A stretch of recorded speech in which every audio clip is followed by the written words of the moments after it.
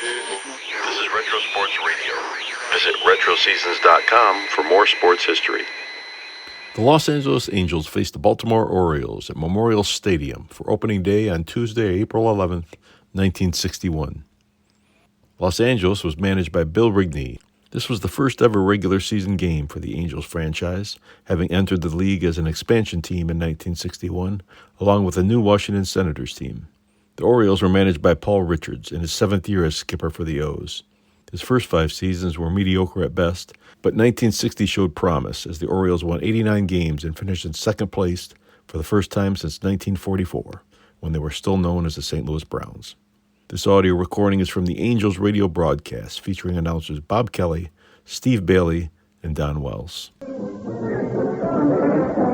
Los Angeles Angels baseball, brought to you by the brewers of Light-Hearted Falstaff. Light, refreshing Falstaff beer, coast to coast, America's choice for light-hearted living. By the top-selling coffee in the West, the one coffee that's mountain-grown for deep, pure flavor. And fans, when I say coffee, I mean Folgers. And by Viceroy, the only cigarette with the famous deep weave filter and exclusive deep cured blend. Viceroy's got it at both ends. Got the filter, got the blend. 61 is the baseball battle cry in Baltimore. It has been done in 61 is the proud statement of sports fans in Los Angeles. On this historic date of April the 11th in the year 1961, the city of the Angels adds strength to its claim as the sports capital of the world.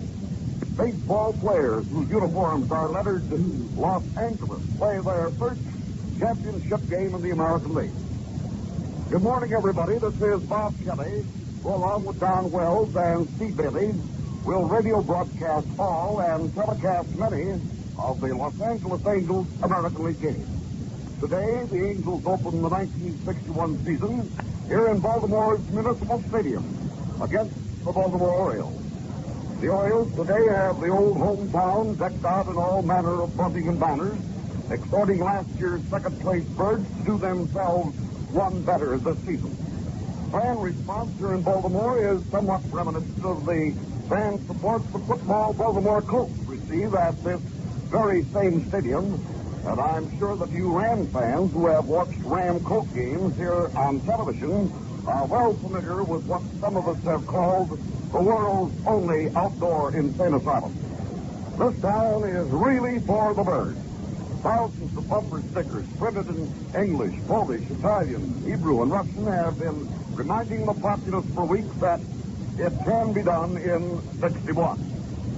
A downtown tattoo artist reported making a more permanent record of the slogan on a man's chest. If the Orioles fail to do it in 61, it will go down as a permanent typographical error.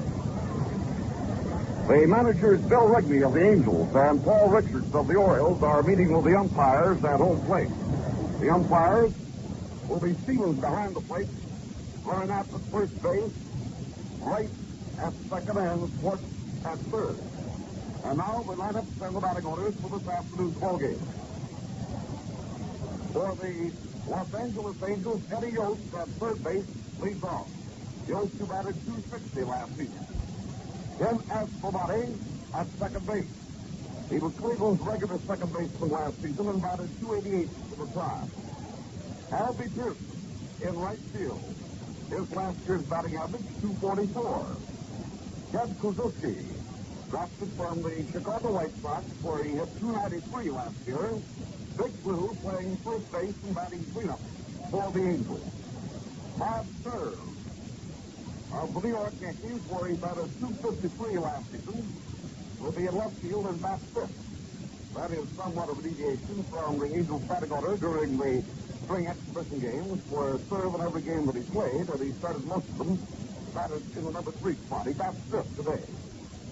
Ken Hunt, drafted from the New York Yankees in center field, followed by 50 Brickell, whom the Angels acquired just last week in a trade with the Yankees, returning them pitcher Duke Laws. For Brickell will be at shortstop.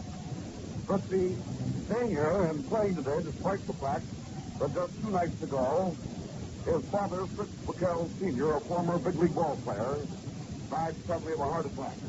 Bell Wright catching, and the veteran major leaguer will bat 8th. And the starting pitcher, the ex-New York Yankee, Eli Grba, a right-hander. For Baltimore, Jackie Brandt in center field leads off. He hit .254 last season. He'll be followed by Russ Snyder in right field. Snyder, who hit .260 for Kansas City. Brooks Robinson, Chad the classiest fielding third baseman of the game today. At third. And there go the Orioles taking the field.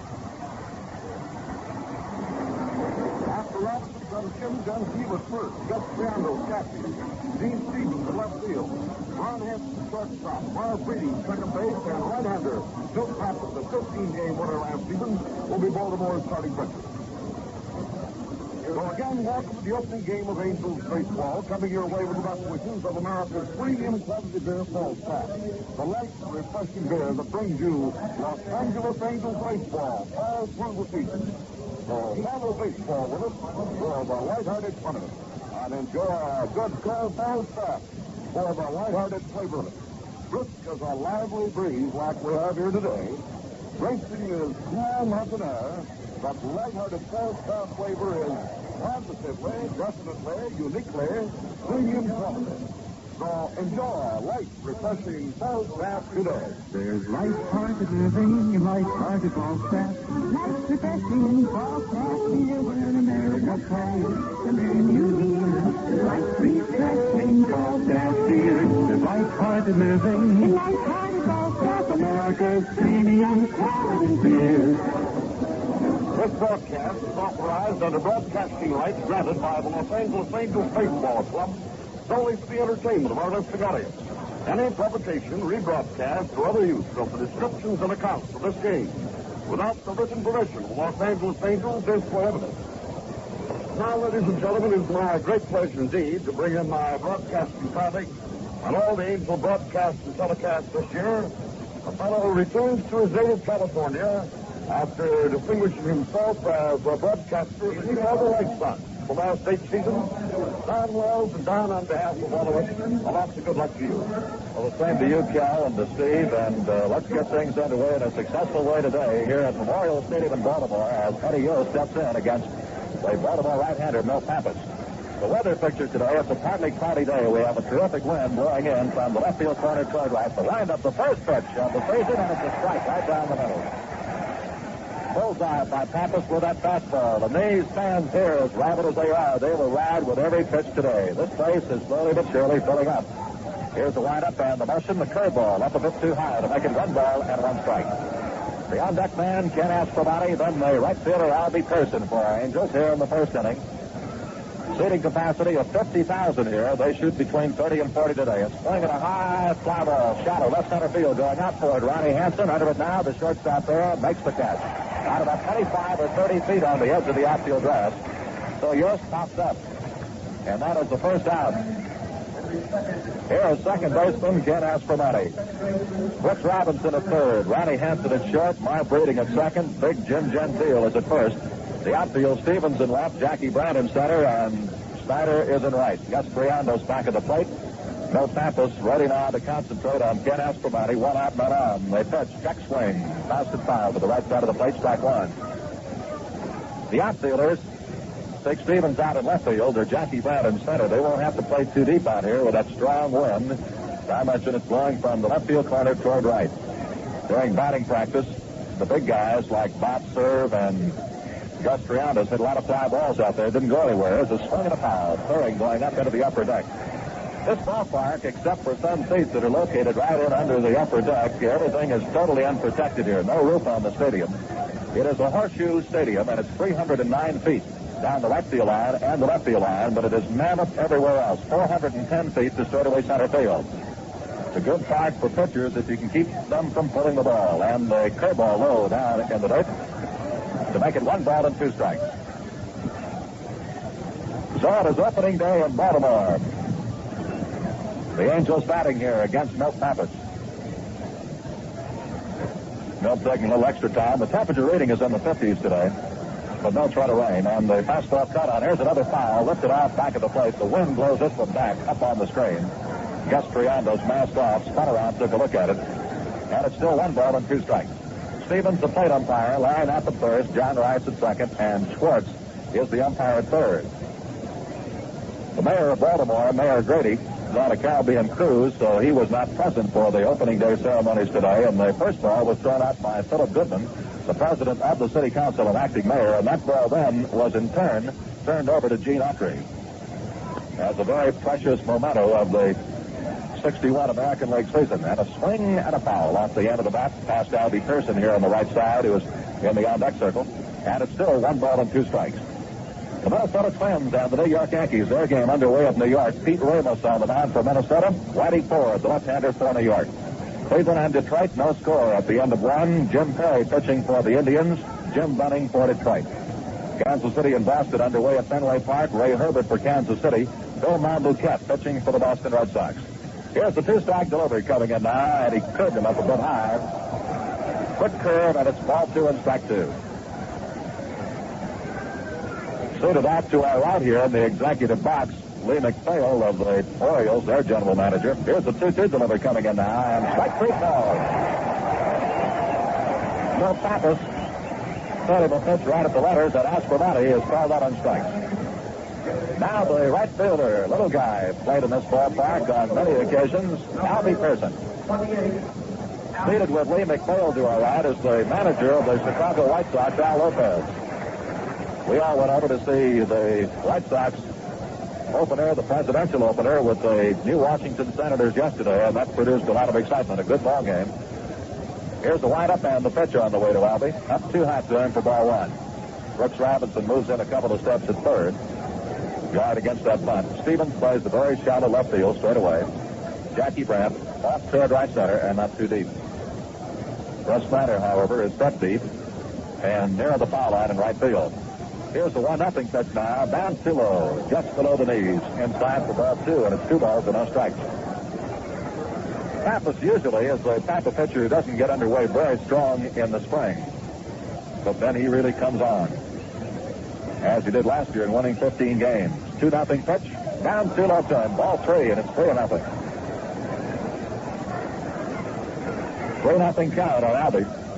Triana stepping out in front of the plate, offering the ball and some conversation to his right-hander, Milt Pappas. Here's the windup, and the next one way inside to him in low, ball 4. So Pearson gets on, our first base runner of the American League season. Little Albie on at first, and here is Ted Kluszewski coming up. Bob Elliott is the coach at first, and Red Crest coaching at third. The Angels batting here, and you're listening to the Falstaff baseball broadcast. And how about it, fans? Wouldn't a tall, frosty glass go great right now? Certainly would. Refresh yourself with light-hearted Falstaff. Big Close stands in on this chilly day. He has that heavy sweatshirt on. No muscles bared here this afternoon. Pappas steps down off the pitching rubber as Albie Pearson had moved out to his lead. Out to another one now, and the pitch on the way to Clue. Fastball down low for ball 1. So Pappas now off the target, walking Pearson on 4 deliveries. And he's just had his 5th pitch out of the strike zone, firing one low to Ted Kluszewski. The outfield back and shaded well around to the right. Swing and a high foul fly. The wind blows this one out of play down the right field line, and it travels deep up into the upper deck. 1 ball and 1 strike. The Orioles are unveiling some 2,600 new field box seats. This installation also includes the construction of new dugouts here at a cost of about $175,000. And what it does, it cuts down the foul territory area quite a bit on the third base side, first base side, and behind the plate. Here's a quick throw over to first base to Gentile. And Albie goes diving back to the bag in time. Second baseman Marv Breeding, midway between first and second, right back on the edge of the outfield grass. Ronnie Hansen near the bag at second. And the motion, the pitch, fastball, lower and close. Good stop back 3 on this. Lets the throw up the line to first. And the count is ball 2 and strike 1.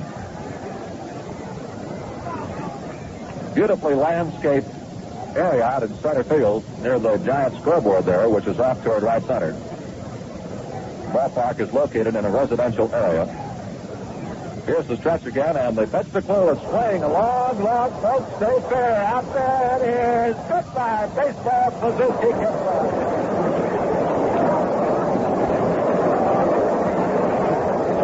Kluszewski just got one off Milt Pappas here at Memorial Stadium in Baltimore, and the Angels lead 2-0. Here's Kluszewski stepping around the bag at third.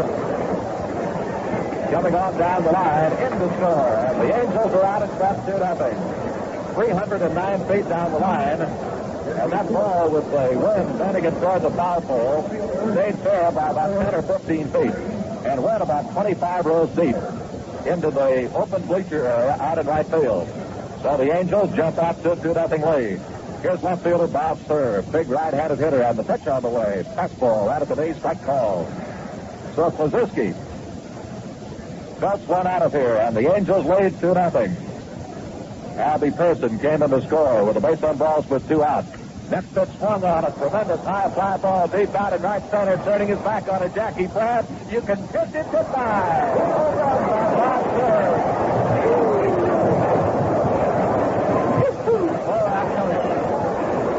395 feet away, and he's on the full run all the way around the bases and checking in, and the Angels are out in front 3-0, and they're really shaking up Pappas. Pappas is pulsating now as back-to-back home runs. Kluszewski and Cerv, and the Angels lead 3-0. Here's the center fielder, Ken Hunt, still with 2 out.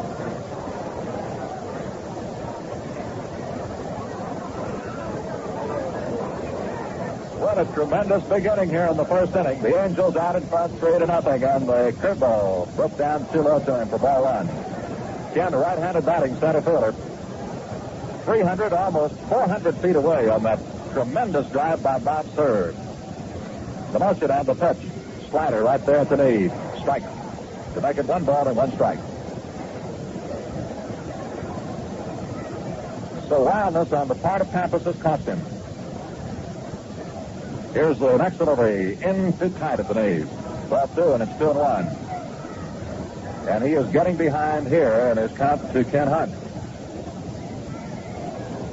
He got Yost on a pop-up. Got Aspromonte, had him called out on strikes.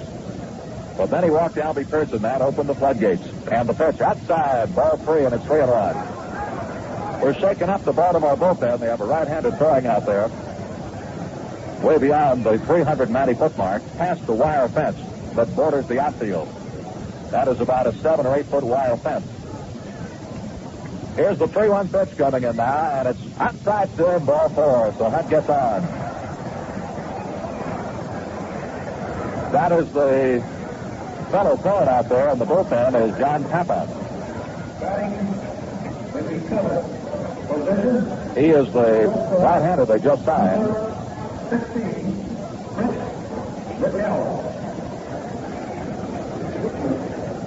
Fellow stands 5'11", weighs 190 pounds, so he is throwing in the bullpen. Here's Fritzy Brickell stepping in. The stretch and the pitch on the way. Strike call. Outside corner. 0-1.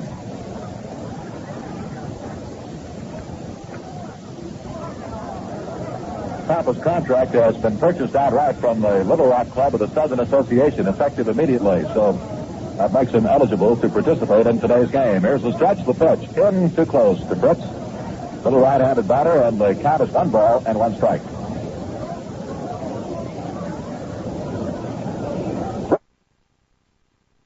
Three runs are in. Albie Pearson walked. Ted Kluszewski hit a tremendous home run into the bleachers out in right field, and then Bob Cerv popped one over the wire fence 400 feet away. Stretch the throw over to first instead. Chasing Ken Hunt safely back to the bag. Don Wells with Bob Kelly and Steve Bailey at Memorial Stadium in Baltimore, Maryland. Here's the motion and the pitch. Down too low to him. To make it ball 2-1. Now Gus Triandis calls time and wants to go out and see Milt Pappas. Our next Angel broadcast will have a night game tomorrow. Warm-up time will be at 4:40 p.m.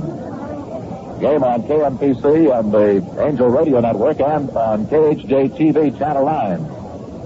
The Angels 3-0 here in the first inning. Mound conference at an end. Gus Triandis back at the plate. Brickell waits now. Here's the lead taken by Ken Hunt at first. 2 out, and the pitch swung on, fouled into the upper deck. And it's 2 balls and 2 strikes. Beyond that man is Del Rice. The Minnesota Twins failed in the first inning at New York. The Yankees are now at bat against Ramos. Bunning is out of the Cleveland-Detroit game, so the Indians cooking up something now as Regan came out to replace him in the second inning. Milt Pappas trying to get some heat on his pitching hand now, just blowing on it. Up on top of the mound and set to go to work with Ken Hunt after his lead about 8 or 9 feet away from the bag. The pitch in, close to him. Full count, 3-2. So Milt Pappas making his first opening day start, beginning his fourth full Major League season. Just 21 years of age. He's won more games lifetime, 40 at that age, than any other pitcher in modern Major League history, except Babe Ruth and Bob Cerv. Runner going, a swing, little pop-up, shortstop side. Ronnie Hansen there, and Hansen makes the catch to retire the side. 7 men batted for the Angels, and that is a red-hot beginning here in Baltimore for the 1961 American League season. In the inning, there were 3 runs on 2 hits. 2-run homer by Kluszewski, solo homer by Bob Cerv. No errors and 1 man left. The score at the end of the first half of the first inning, the Angels 3, Baltimore now coming to bat. There's light-hearted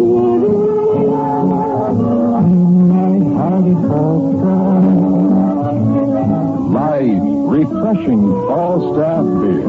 Great to enjoy right in your own backyard. Sure, dozing in the sun, jogging for the fun of it, it's more fun with Falstaff. So when your work's done, plant yourself next to a bright, brimming glassful. Ice cold, inviting, welcome as a spring day. Falstaff's on call whenever America plays. There's light-hearted living, light-hearted Falstaff. light, refreshing Falstaff beer when America plays. The name you hear is light, refreshing Falstaff beer. There's light-hearted living And light-hearted Falstaff, America's premium quality beer. Bottles are 6-can packs. The pleasure's yours with Falstaff. Coast to coast, America's choice for a light-hearted living. Now the last half of the first inning at Baltimore. Leading off for the Baltimore Orioles will be center fielder Jackie Brandt. He will be followed by the right fielder Russ Snyder, and then by the third baseman Brooks Robinson. To set up the Angels defensively, Ted Kluszewski is at first, Ken Asprabati at second, Fritz Brickell at short, Eddie Yost at third, Bob Cerv in left field, Ken Hunt in center, and Albie Pearson in right, and the battery Eli Grba and Del Rice. Eli with the Yankees last year won 6 and lost 4. 0-1 record, lifetime against the Orioles. On September 26, 1959, Grba lost in relief while pitching for the Yankees. He lost to Hal Skinny Brown 7-2 in 11 innings. He did not work against the Orioles last year. So here is center fielder Jackie Brandt stepping into the batter's box. Right-handed batter. The on-deck man is the right fielder Snyder. And the Angels lead 3-0 in the last half of the first. The pitch, strike call. Put one right in there to make it 0-1. Eli this spring had an earned run average of 2.63. Did some terrific work for the Angels during the exhibition season. In the 24 innings he worked. The windup, the pitch. Slider, but outside. 1 ball and 1 strike. Worked 24 innings, gave up a total of 26 hits, 7 earned runs, walked 12, struck out 11. And the earned run mark of 2.63, the best figure posted by any of the Angels pitchers this spring. The motion and the 1-1 delivery. Right down the middle to him. Strike called to make it 1-2. John Stevens, the play umpire.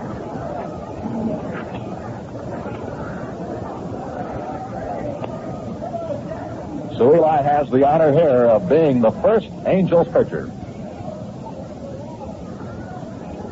Has a 2-strike count on Jackie Brandt, and the delivery to him low outside to make it 2 balls and 2 strikes.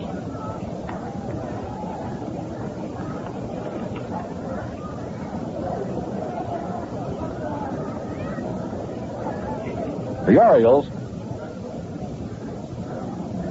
may very definitely miss the hitting power of Gene Woodley. And the pitch is swung on, ground ball, base hit out of the left field. Between Eddie Yost and Fritz Brickell, and the Orioles have a man on. Jackie Brandt, that one, through the left side of the infield. So with the man on, here's the right fielder, Russ Snyder.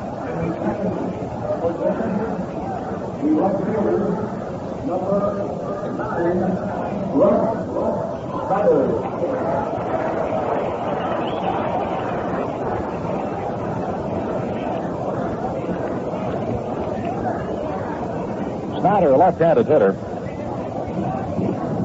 with Kansas City in the 1960 season. And the motion, the pitch is swung and a miss. Strike one.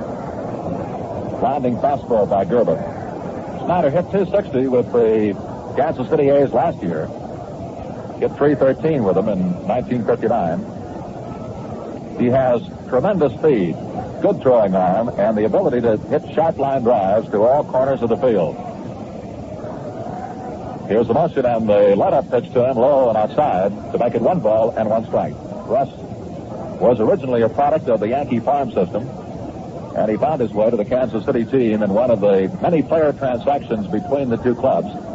And then he moved to the Orioles along with Whitey Herzog in exchange for Wayne Causey, Clint Courtney, and Bob Boyd. Makes his home in Nelson, Nebraska. Yost plays a shallow third. The curveball up too hot to him. Ball 2 to make it 2-1. Del Rice looked up the line toward first, but Jackie Branch staying right there. The on-deck man, one of the finest-looking youngsters in baseball today, third baseman Brooks Robinson.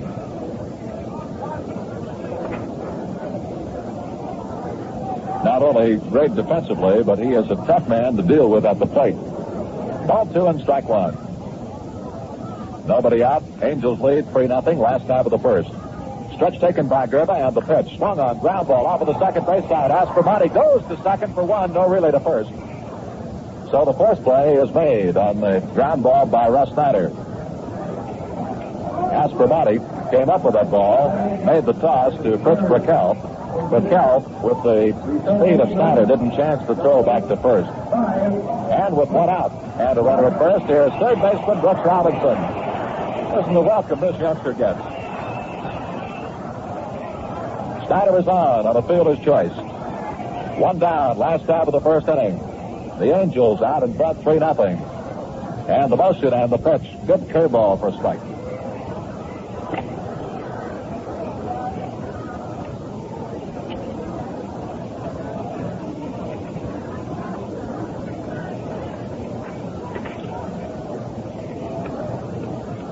Brooks Robinson, right-handed batter. And the fastball by Grba, low and outside to make it 1-1. Brooks had a terrific spring. He wound up hitting .316, 25 hits and 79 times at bat. He and Hansen and Herzog and Gentile were the leading spring hitters. Kansas City and Boston, no score at the end of 1. And the pitch, curved him low outside. Nice stop by Del Rice. Make it ball 2 and strike 1. The outfield set up straight away. Cerv, Hunt, and Pearson.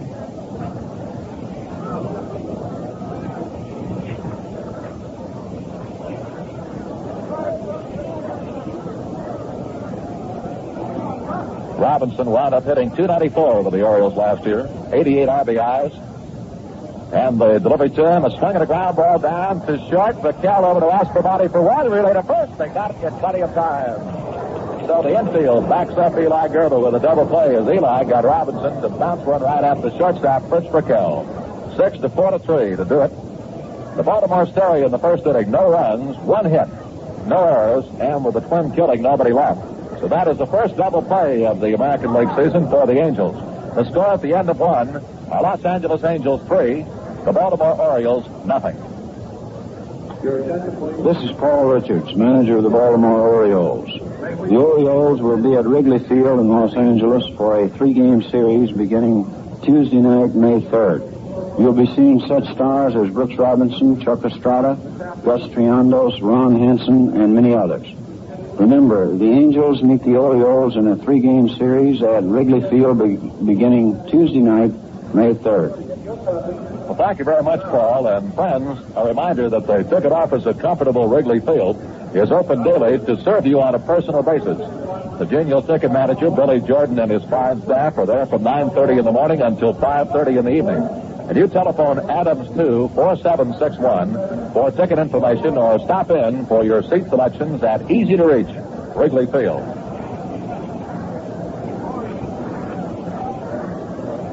Well, we're getting set now for the second inning. hold on to that Western Union tape. Steve just pulled off the Western Union ticker here, and that looks mighty good. We'll have to keep this in our time capsule, Cal. Ted Kluszewski, homer, LA first, one on. At Baltimore, Cerv, homer, LA first, none on. And at the end of that first half of the first inning, the Angels 3 and the Baltimore Orioles nothing. Now we're moving into the top half of the second. Here's Del Rice leading off, and the first pitch to Del up too high for ball one. Milt Pappas on the mound. Del has something in his eye with that wind kicking the dirt around down there around home plate. And it is still blowing in fiercely from the left field corner, blowing toward right. Those pennants out there are really standing out. Here's the windup by Pappas and the 1-0 pitch to Del. Low outside, ball two, and it's 2 balls and no strikes. The Indians came up with 6 runs at Detroit.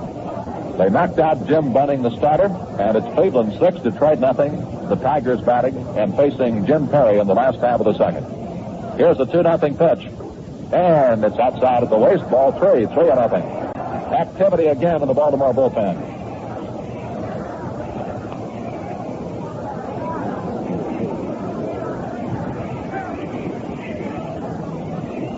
So John Papa, P-A-P-A, is throwing in the bullpen again.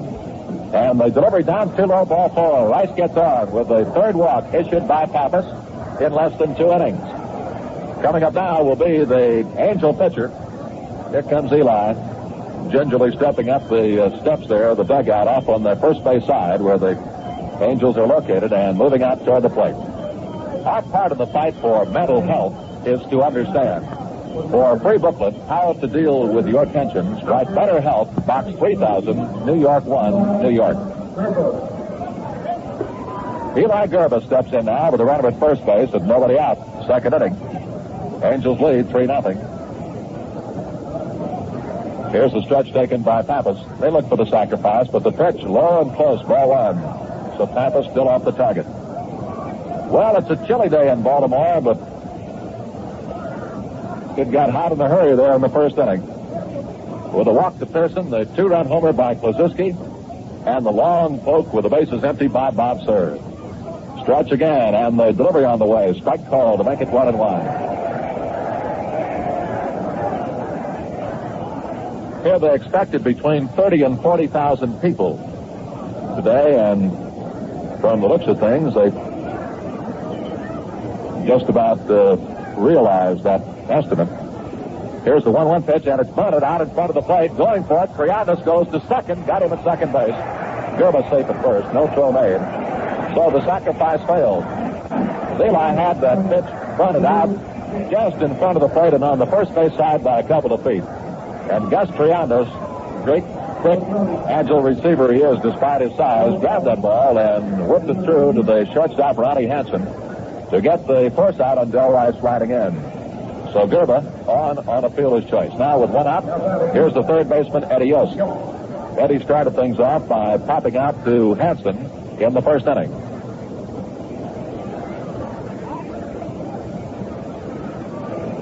Milt Pappas getting ready to operate on Yost. Fed him a curveball in close at the letters for ball 1. In the National League, in the game between the Cubs and Cincinnati, Glenn Hobby starting for the Cubs, and the definite starter for the Redlegs, the young fellow Jim O'Toole. 1-0 count on Yost, and the pitch too low to him. Ball 2, and it's 2-0. The Minnesota Twins failed in the second inning. The Yankees are now batting. No score in that game at New York. Ramos and Ford. Here the Angels lead 3-0, and we're in the first half of the second with a man on and 1 out. Aspromati on deck. As Yost saw Pappas taking so much time that Eddie elected to step out of the batter's box. Grabbed a handful of dirt, moves in again. Now the 2-0 pitch.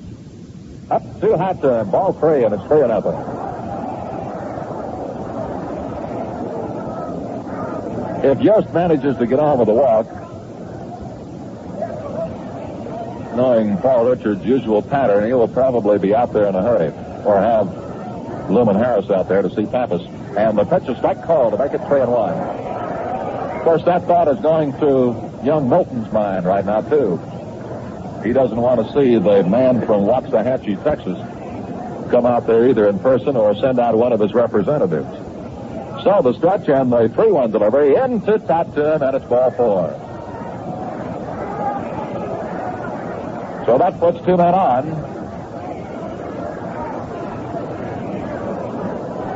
Now, Mr. Richards, seated down there in the brand new Baltimore dugout, hasn't made a move. Up here's the sign going out to the bullpen. Are you ready?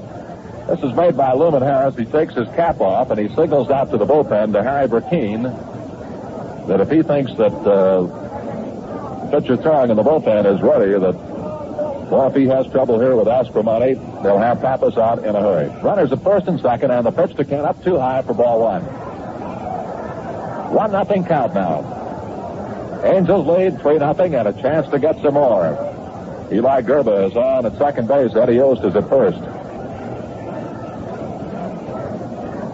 And the motion, the pitch, swung on, little roller foul up the third base side. And it's 1 ball and 1 strike.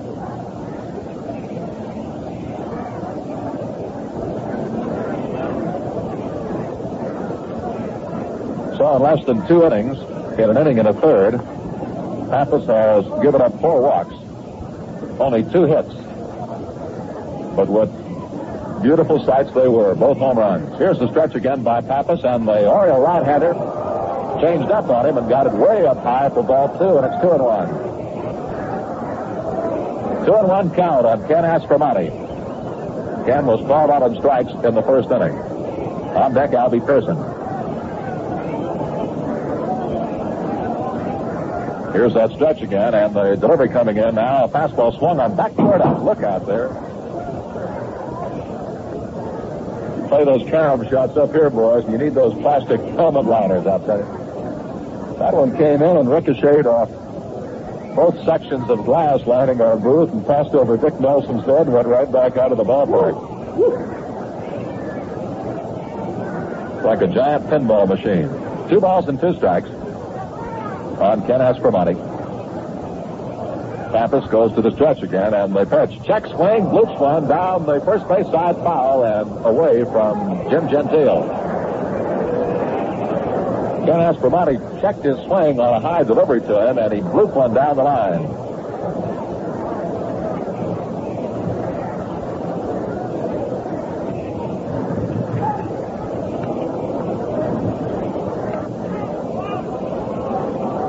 So it's still an even count, 2 balls and 2 strikes. Come on, Ken. Runners at first and second here with only 1 out. Pappas, the great young right-hander, trying to hang on here and hang in tight. Here's the 2-2 delivery now. Swinging a foul. Cut back on the screen, and it's still 2 balls and 2 strikes. Well, we'll have the night game with the Orioles tomorrow night. Today, the Washington Senators and the White Sox, who officially opened the season yesterday, and Washington had the day off. And then they will return to action again tomorrow. And from here, we'll be traveling to Boston, then to New York, then on to Detroit, then to Chicago, and then back home to Los Angeles on April 27th with the Minnesota Twins. Here's the 2-2 pitch coming in now. Swing, a shot. Knocked down by Robinson at third. Let's see if he has a play. The third is second, fourth play at second base. Eddie Yost is fourth at second base. Here's Bill Rigney coming out, and they're going to hop all over John Rice. Rigney coming out now. As Brooks Robinson made a fantastic stop with that ball at third. Dove out for it, knocked it down, it flicked off his glove, rolled behind third by about 10 or 12 feet. He picked the ball up, no chance for a play on Grba at third, so he got that ball to second base to Bleeding, and it was in time. So Aspromonte on a fielder's choice and robbed of an extra base hit. Bill Rigney not going to give up on this easily. He is still working on second base umpire John Rice. Up and down go the hands, and this is the first full-scale argument of the 1961 season. And now Rigg has turned his back, kicks the dirt like a snorting bull as he comes back from second base. And the wind kicks up some dirt of its own around the home plate area. Runners at first and third, now with 2 out. Without that play at second base, the Angels would have had the bases loaded with only 1 away. Here's Albie Pearson stepping in. Runners at first and third, 2 down. Angels lead 3-0, and the pitch on the way to Albie. Strike right at the knee.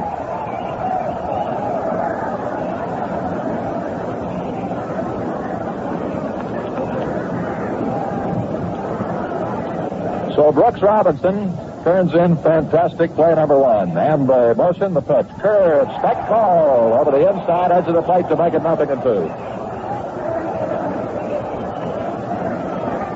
0-2 count. The Indians lead Detroit 6-0. That game in the last half of the third, Detroit batting. Here's the stretch and the 2-strike pitch to Albie. Curved him again. Low and close. 1 ball and 2 strikes.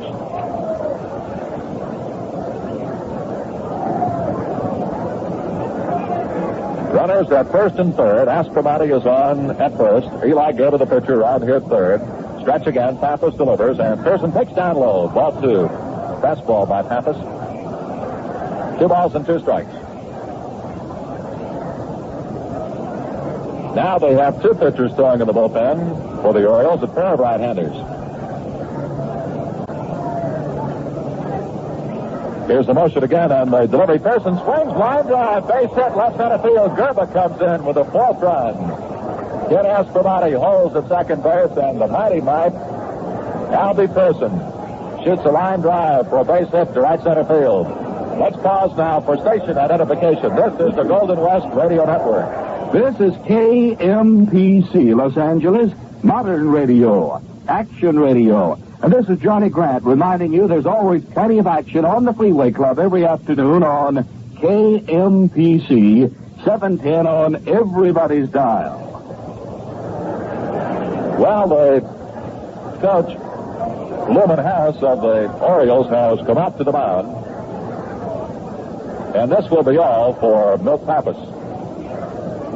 They're loading up the convertible out there. They use the convertible to bring the pitchers out of the bullpen. So before Ted Kluszewski steps in, Ted won't have a chance to face Pappas again. And, of course, that big thought ran through Paul Richards' mind. He said, well, after he kissed that one in the first inning with a man on, they're going to Derek Milt Pappas at this point. So the base hit by Albie Pearson that makes this a 4-0 game is the hit that does it. Here's a real break for you folks who love baseball but live on a budget. The Angels have made your ticket desires so easy if you hold a Bank Americard.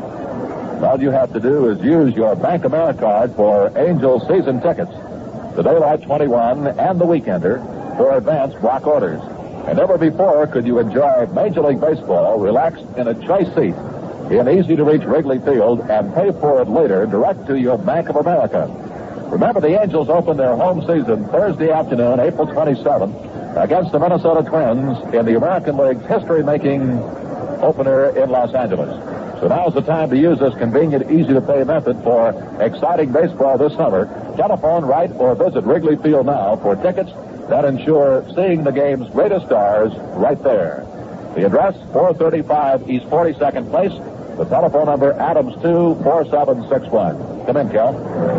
Let's check our scoreboard here. The Chicago White Sox and the Washington Senators on today played yesterday in Washington in the presidential opener. The White Sox winning at 4-3. At Yankee Stadium this afternoon, the Minnesota Twins and the Yankees are 0-0 at the end of 2. Pete Ramos pitching for Minnesota and Whitey Ford going for the Yanks. Cleveland had a big 6-run second inning. I would report it back at Tiger Stadium in the last half of third. Cleveland leads the Tigers 6-0. Jim Perry, 18-game winner for the Tribe last year, pitching for Cleveland. For the Tigers, Bunning started, knocked out of the box in the second inning when Reagan came on. Kansas City and the Boston Red Sox, 0-0 at the end of first. Ray Herbert pitching for Kansas City, and for Boston, Monbouquet. In the National League, the Cubs are at Cincinnati, Robbie against O'Toole. St. Louis at Milwaukee, Brodeo against Vaughn. The Pirates at San Francisco, Friend against Sam Jones. And tonight at the Coliseum in Los Angeles, the Phillies with Robin Roberts going against the Dodgers with Don Drysdale. On behalf of our broadcasting crew and all of the Angel organization, we'd like to wish the Dodgers a lot of good luck. Well, we have a new pitcher out there taking his warm-up throws, and he is young John Papa, P-A-P-A, 5'11", 190, a right-hander from Stratford, Connecticut. He was with Appleton, Wisconsin last year, where his record was 7.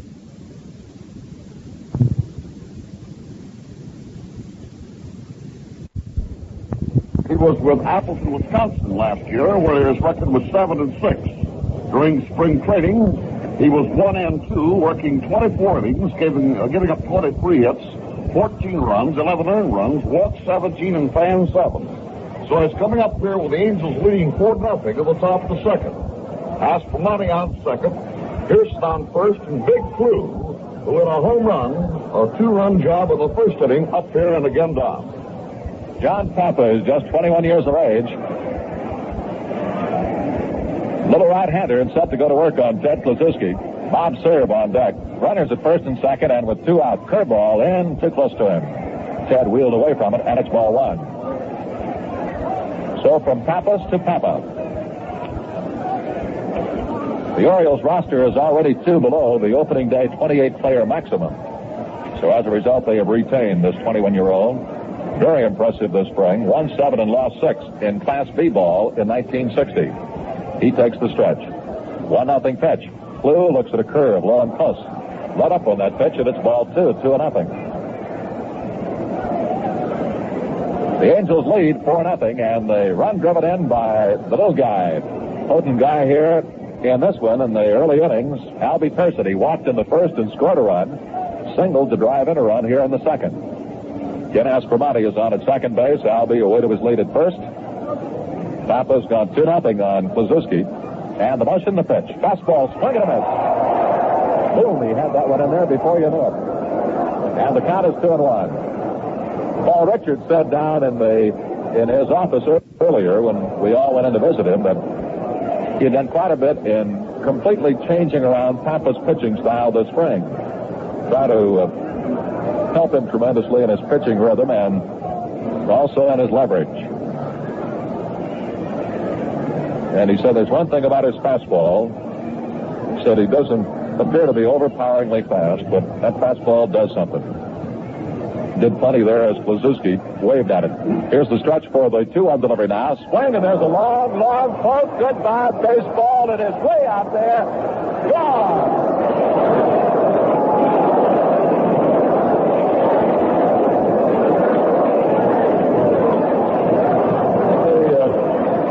Check the expression of manager Al Lopez of the White Sox over here. But how about that one, Al? All right. Muscles, huh?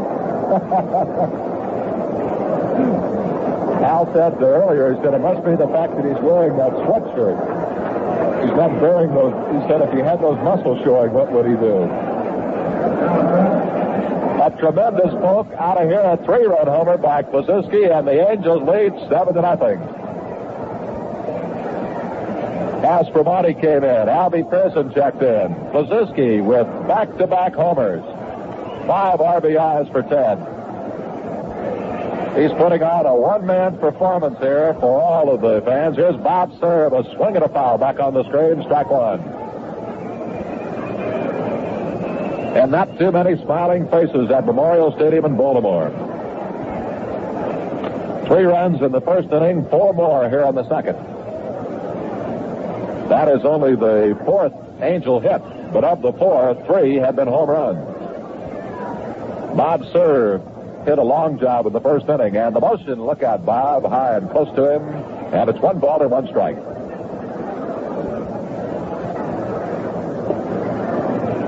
One count on Bob Cerv.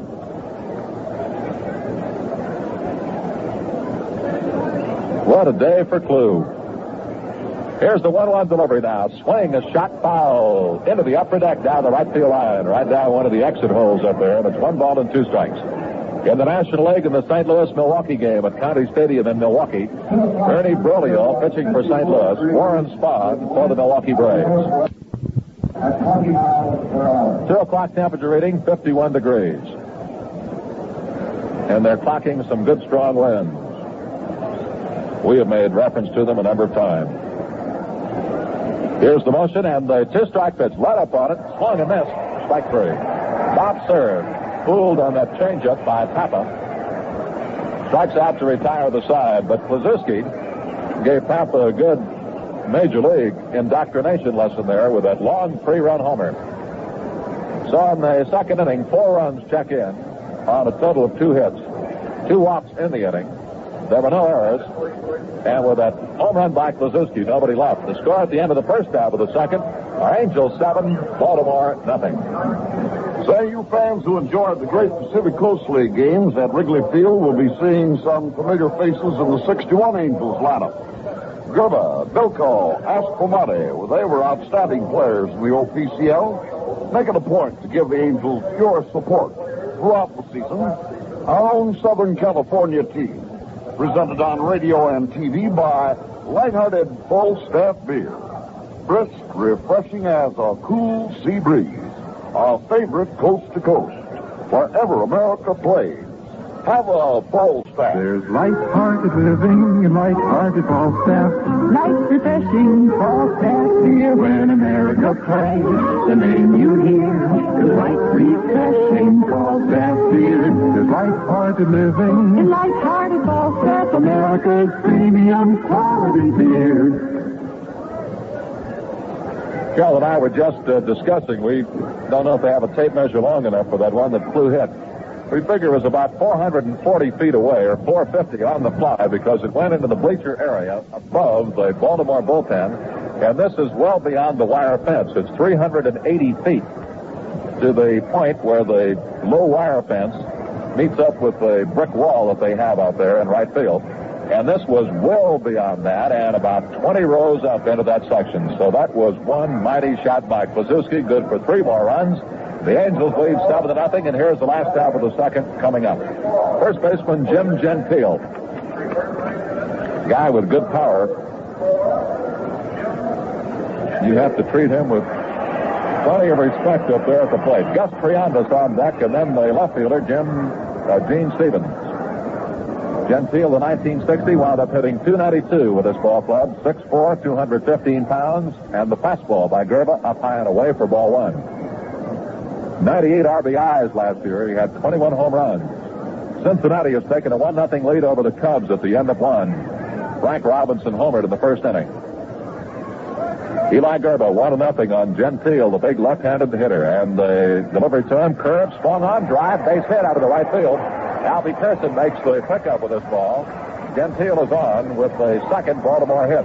Here is Gus Triandos. Listen to this reception.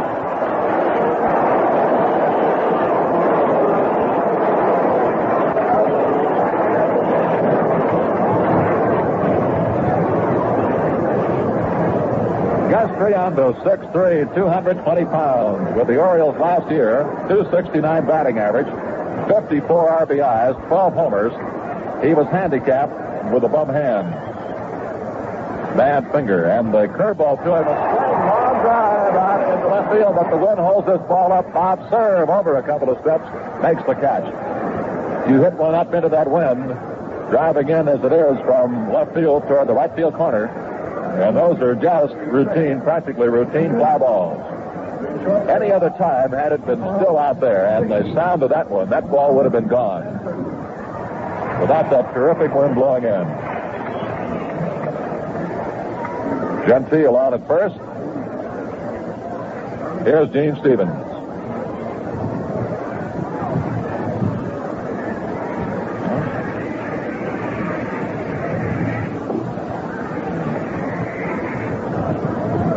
This is Ronnie Hansen. Double check on that. So they've made a switch in the batting order. Ronnie Hansen. First pitch to him by Grba up high. So make this Ronnie Hansen, the shortstop up there, right-handed batter. And the strike to him offered by Grba. 7-0, the Angels lead. Last half of the second inning. Ronnie, 6'3", 190 pounds, hit .255 with the Orioles last year. Pitch by Grba, swing, a little tap up the third base side. Eli makes the fair head pickup, throws to first. He got it. And the runner, Gentile, goes to second base. So Hansen is out of there, pitcher to first. From Grba to Kluszewski. Good fast fielding by Grba, did the trick. Gentile on at second base. And here is Stevens. Cleveland 6, Detroit 2 at the end of 3 at Tiger Stadium in Detroit. Minnesota Twins nothing. The Yankees nothing at the end of 3. Here the Angels lead 7-0. Last half of the second. Here's Stevens.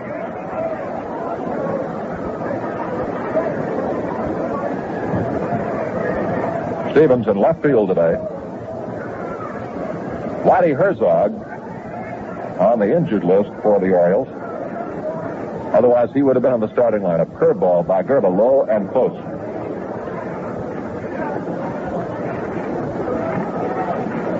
Herzog sustained a broken nose in Richmond Sunday. He was released from Richmond Memorial Hospital yesterday.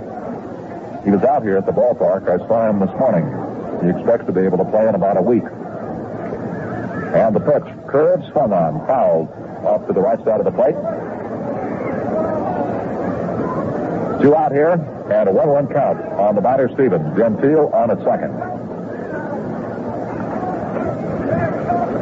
Stevens, who filled in for Ted Williams with the Red Sox for a number of years. Tall, left-handed hitter, stands 6'3". Hit .235 last year with a combination of the Red Sox and Baltimore. He was traded for Willie Tasby. The pitch to him outside by Grba, and it's ball 2 and strike 1. One of the most sought-after young players in America, and nevertheless he remained with the Red Sox for a period of 6 years, serving as an understudy for Ted Williams, and he found little chance to play enough to realize his true potential.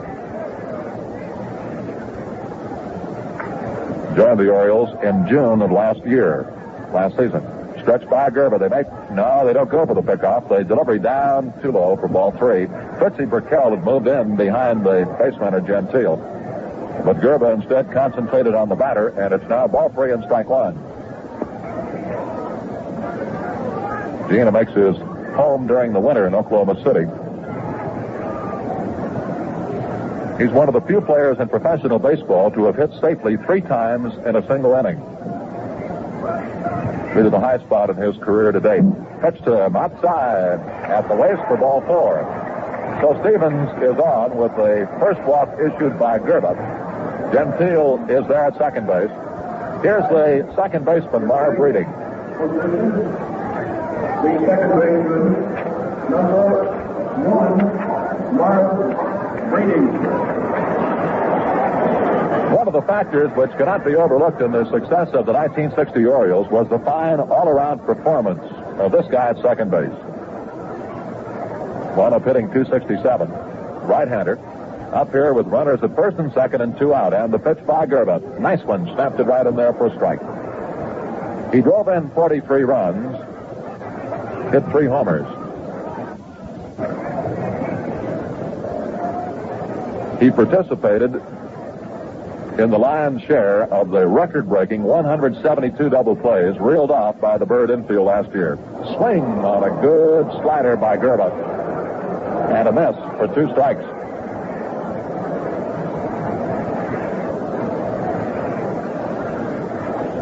Boy, with pretty good speed and a good base runner, too. Breeding led the club in stolen bases during the 1960 season, but it's one thing to remember that Baltimore had never been much of a running ball club. 2 strikes on Breeding now with Gentile at second, Stevens on at first. Last half of the second, the Angels lead Baltimore 7-0.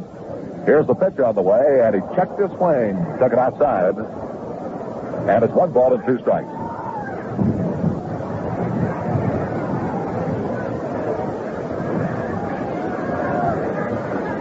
One ball and 2 strikes. This is Don Wells with Bob Kelly and Steve Bailey at Memorial Stadium on a blustery day, but it's a day off to a good start with 7 of them up there on the board in the first 2 innings.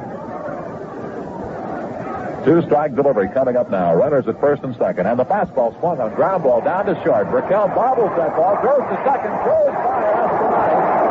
There is Gentile coming in to score. And the Orioles wind up with runners at second and third. Ground ball that was hit right at Brickell at short. Bobbled the ball, came up with it, still had time to get it to second base to try to gain the force on Stevens, but Fritz threw the ball into right field. It's going to be a fielder's choice and an error for Brickell. So an error of 6. So I'll make that 2 errors. An error for bobbling the ball initially, and then the error on the throw. So a pair of errors on Brickell. Well, let's see what manager Paul Richards elects to do here. He's going to make a switch. At this stage of the game, down by a 7-1 score, he will have to come up with a change. Lift his pitcher, Papa, out of there, and we'll wait and see now. It's coming up off the bench. Looks like it's going to be Earl Robinson. This will be Earl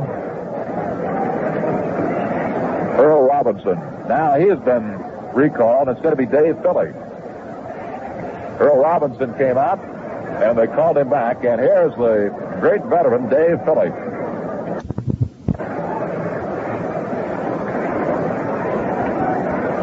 Dave will be up here to swing for the pitcher, Papa. Runners at second and third, and with 2 outs.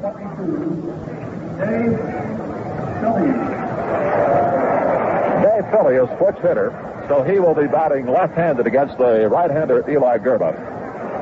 From Paris, Texas. Baltimore, last season, 265 average, and the first pitch to him a strike. And with the Phillies in San Francisco, he wound up hitting 197. Dave Philly, born in 1920 down in Texas. Runners at second and third. 1 run is in. The Angels out in front 7-1.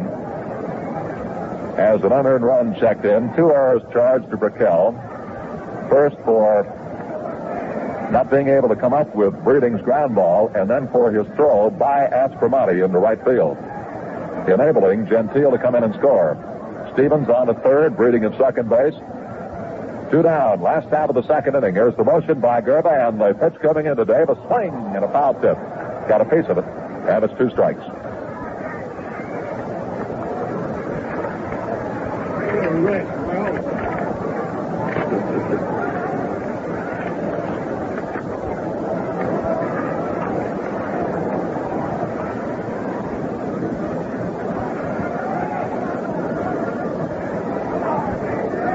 Nothing in 2 count that Grba has on Philly.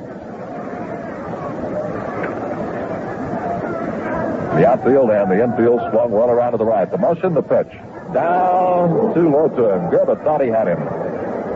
Started to walk off the mound, and it's 1 ball and 2 strikes. Dave started his organized baseball career in Class C ball in 1940. Got up to the White Sox in 1941, stayed with the White Sox for a number of years, 251 in fact. We're into the 51 season. Then with the Philadelphia A's, Cleveland, Baltimore, Detroit, the Phillies, Giants, back to Baltimore. So much time taken now that Philly steps out of the batter's box. Dave is 40 years of age, but he is in prime physical condition. Here's the motion, and the 2-strike pitch to Philly. Swing, little pop-up. Shortstop side. Brickell makes the call for the ball. Fritz is there, makes the catch to retire the side. So in the second inning, 1 run, an unearned run. 1 hit, 1 walk, pair of errors, and there were 2 men left. Fans to score at the end of 2 are Los Angeles Angels 7 and the Baltimore Orioles 1. Now Falstaff presents Angel in the Spotlight to help you get to know our Southern California team better. And today's Angel in the Spotlight, well, boy, he is really in the spotlight at Memorial Stadium in Baltimore, Ted Kluszewski. Man, it's hard to believe they come in packages this big. Born in Argo, Illinois in 1924, Big Kluz stands 6'2", weighs 245. He's got muscles he never uses, but he's using them all out here today. Ted was one of the top home run hitters in the National League from 1953 to 1956 with 40, 49, 47, and 35 round trippers. Ted had 10 RBIs in the 1959 World Series against the Dodgers when he was a member of the Chicago White Sox. Big Kluz attended Indiana University, played football naturally. See Ted Kluszewski and his teammates in action starting April 27th at Wrigley Field, or catch the games on radio, compliments of lighthearted Falstaff beer. There's light-hearted living in light-hearted Falstaff. Light refreshing Falstaff beer when America plays. The name you hear is light refreshing Falstaff beer. There's light-hearted living in light-hearted Falstaff, America's premium quality beer. Well, we have another pitching change now made by manager Paul Richards as Wes Stock, right-hander, comes in to work for the Orioles. Seeing Pappas, Papa, and Stock.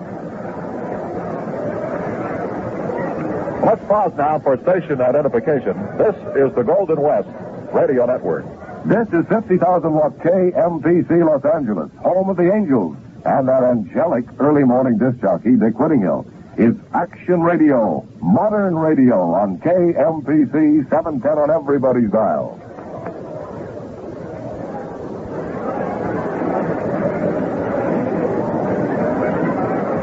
When you look over the records, there aren't too many home runs hit in this ballpark.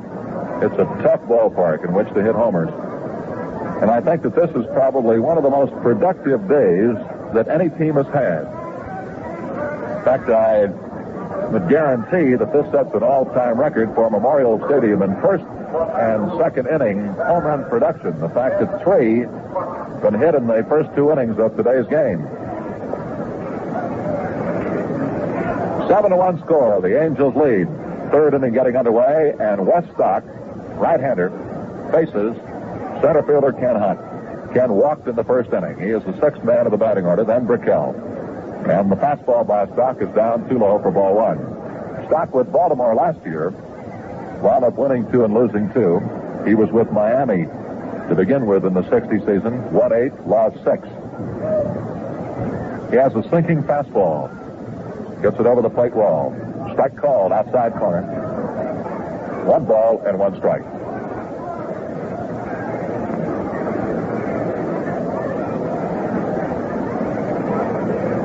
Born in 1934, stands 6'1", weighs 177 pounds. Bunt attempt by Hunt. Sails foul up on the screen behind the plate. And it's 1 ball and 2 strikes. This looks like a permanent assignment for Stock in the Baltimore bullpen.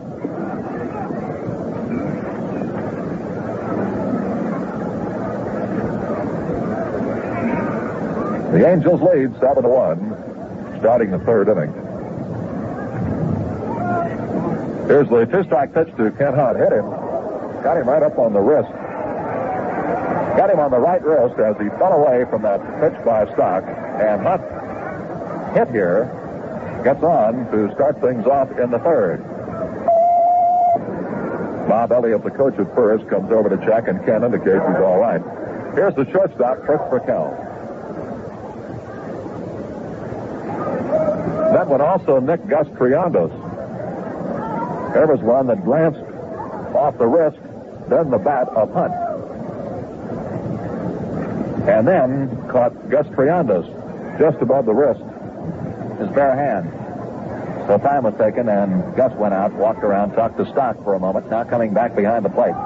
Fritz Brickell, who popped out to Ronnie Hansen, the shortstop, to retire the side in the first inning, steps in now with Hunt on at first, nobody out. And the next man up there will be the catcher, Del Rice. Tomorrow's game, it will be Steve Barber against Ned Garver. And the stretch. Stock delivers, runner going, a swing and a foul fly out of play down the right field line, traveling into the upper deck. And it's 1 strike. Minnesota, nothing. The New York Yankees, nothing. At the end of 4. The Indians of Cleveland, 7. The Detroit Tigers, 2. Detroit batting, last half of the 4th. Kansas City, 2. Boston, nothing. Last half of the 3rd. In the National League, Cincinnati 1. The Cubs, nothing at the end of 2. St. Louis nothing, Milwaukee nothing, and the Braves are batting in their half of the second. So those are all the scores up to date. Ken Hunt running on that last pitch. Wade was late at first, draws the throw. Stock whipped one over to Gentile. But Ken went jumping right back to the bag. Here's the motion and the pitch. Burkell swings, ground ball, third base side. Robinson over to Breeding for one. Relay to first. In time, double play. They could really push that ball around the infield. Robinson to Breeding to Gentile. And these two clubs even up, a double play apiece. Rich Burkell bouncing one down to the third baseman, Butch Robinson. Now with two out, here is the catcher, Del Rice. Del walked to start the second inning. Clouds overhead, that wind continues to sail them across the sky. That strong breeze. The motion by the Orioles right-hander Stock. Pitch swung on, drive deep out of the left field. Breaking back for the ball goes Stevens. Wynn holds this one up, and Stevens makes the catch. So Rice really pounded one well out in left field, but it was fighting the wind all the way. In the third, no runs, no hits, no errors, and with the double play, nobody left. Score at the end of the first half of the third. The Angels 7, Baltimore 1. Well, seems like everybody's doing it, Donald. Doing what, Robert? Rallying around a hometown team, getting set to go all out for our Angels in 1961. Well, I'll tell you something else Californians are going for, Bob, and that's handy glass cans of the beer that brings you the Angels light-hearted fall stand. Well, you can't blame them. Those trim, no-deposit bottles are just the thing for convenience. Real space savers, Don. Fit right in the palm of your hand, fit any shelf. Yes, they're just the thing for bottled beer enjoyment, too, brimming with choice and cheerful real beer flavor. So latch on to a six-pack or two of light-hearted living. Handy, no-deposit glass cans of light-hearted Falstaff, America's premium quality beer. There's light-hearted living in light-hearted Falstaff, America's premium quality beer. Joe, we're off to quite a start. There's the sun trying to peek through again. Yeah, I tell you, it's been cold every time I've ever been in Baltimore. I was remarking down there before to the custodian in charge of the press box. He says, well, I've seen you before someplace, haven't I? And I said, yes, I've been here with the Rams. And this is the same kind of Baltimore weather I'm used to. Well, let's see what happens now in the Baltimore half of the third. Center fielder Jackie Brandt steps in. Jackie, in the first inning, had a base hit. Hit one between Yost and Burkell in the left field. Right-handed batter, and the motion, the pitch by Grba. Swing, same spot, base hit, left field. Jackie Brandt didn't waste any time up there. Took a cut on that initial offering by Grba and pounded one again in the hole between short and third. Here is the left-handed batting right fielder, Russ Snyder. He hit into a fielder's choice, or reached on a fielder's choice, hitting into a force play on the first inning. So a runner at first. Angels lead 7-1. We're in the last of the third. Here's the stretch. Yost coming in from third, and the pitch down low for a ball. 1 ball to no strikes. By that I don't mean when I say Yost coming in from third, that down by 6 runs, that they find any sacrificing idea here. But Snyder, with his great speed, could possibly be bunting for the hit. Just bunting to get on. And the pitch cut on. Late foul tip. 1 ball and 1 strike.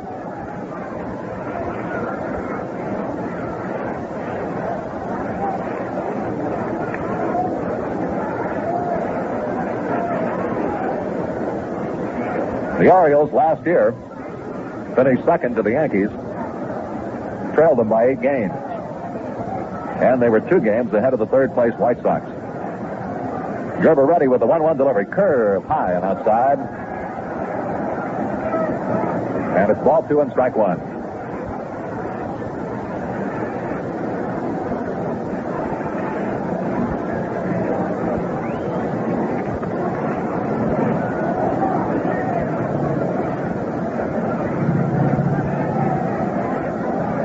So the 2-1 delivery ready here by Grba. High and outside, ball 3, and it's 3-1.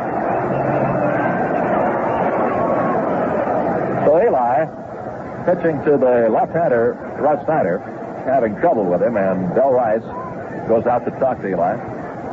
Here's Eddie Yost coming over from his spot at third to join the conversation. Rice coming back behind the plate. Eddie going back over to the bag, and Eli takes a moment, gets that glove off, rubs up this ball, and checks around the infield, takes his cap off for a moment. Standing right on the bag, Jackie Brandt. Way to his lead now. Kluszewski playing off the bag. 3-1 delivery coming in. Up too high, ball 4. Well, they're 2 on with nobody out in the third.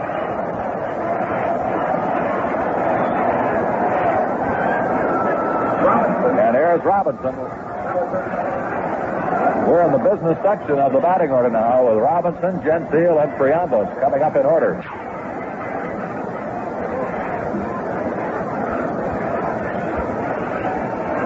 And we're going to see some activity in the Angels bullpen.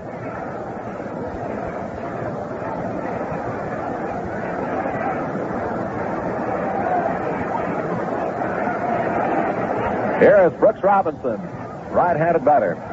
Hit into a double play. First time up. Pitch to him. Strike call. Work the outside corner of the plate. Strike 1.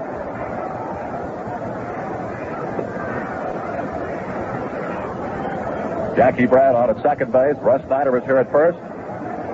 We're in the last half of the third. Eli Grba takes that stretch again. The look toward the lead man at second, and the pitch.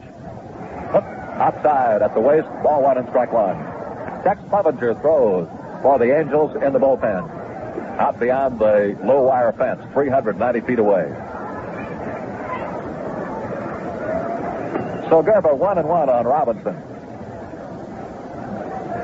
Robinson can on many occasions be a good long ball hitter. And the next pitch to him, popped the fastball in there. Caught him by surprise. Strike 2 call. 1 ball and 2 strikes. Because that pitch came in, Robbie took a double take on it.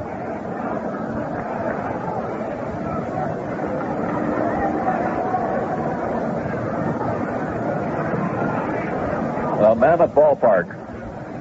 Tremendous acreage there in the outfield, except out in the foul line. 1-2 count. Runners at first and second with nobody out. Here's the 2-strike pitch. Swung on, driven down the right field line, foul. About 5 or 6 feet outside the line. Albie Pearson, as it caromed off the wall, makes a pickup of it. So you can put your heart back in its right spot now, and it's a 1-2 count. Minnesota nothing, the Yankees nothing. We're there in the last half of the 5th. Here we are in the last of the 3rd. Brooks Robinson sliced one, shot one, foul down the right field line. 1-2 on him.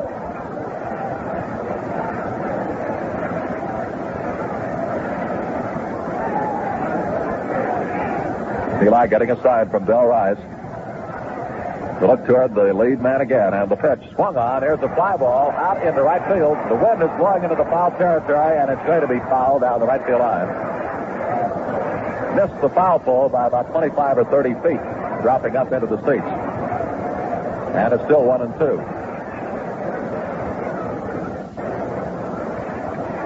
And Robinson had that more toward the straightaway mark when it was initially hit. That wind blowing, it probably would have wrapped it right around the foul pole.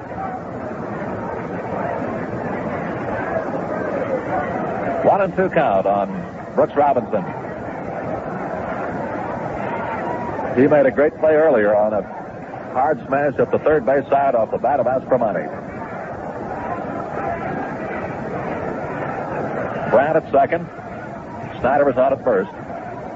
Here's the 2-strike pitch coming in. Let up on it and did miss by more than a hair there. 2 balls and 2 strikes. Bit too high in the opinion of the plate umpire, Stephen.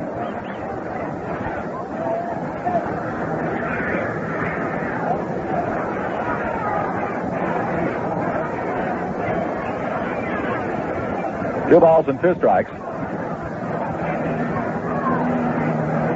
Runners at first and second here with nobody out. Grba to the stretch again, and the pitch coming in, curve up over his head, ball 3, 3-2. The on-deck man is Gentile.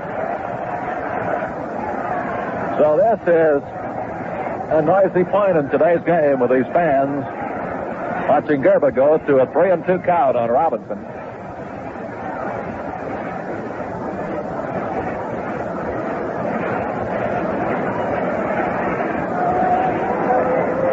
Brandt maneuvers away from the bag at second. Snyder jumps out to a longer lead at first. So here's the 3-2 delivery coming in. Fastball swung on ground ball off of the third base side. Yost over to second for one. Relay to first, and it's a wide toss away from Suzuki. Tries to find the ball. The run scores. Robinson, meanwhile, stayed at first. The throw by Aspromati will draw an error. It was down in the dirt. Kluszewski tried to make a swipe pickup of it. And as it went off his glove, high up in the air, it dropped behind him and wheeled around like a man in a revolving door trying to find that one. So it's going to be an error for Aspromati. No RBI. Jackie Brandt came in to score. Snyder was forced at second base. As Eddie Yost made the pickup of the ball to begin with, the ground ball, and got it to Aspromati to force out Snyder. Here is Gentile. Here's a swing and a foul off behind the plate. The score now, the Angels 7, Baltimore 2 in the last half of the third. So Baltimore, here is Gentile. Here's a swing and a foul off behind the plate. The score now, the Angels 7, Baltimore 2 in the last half of the third.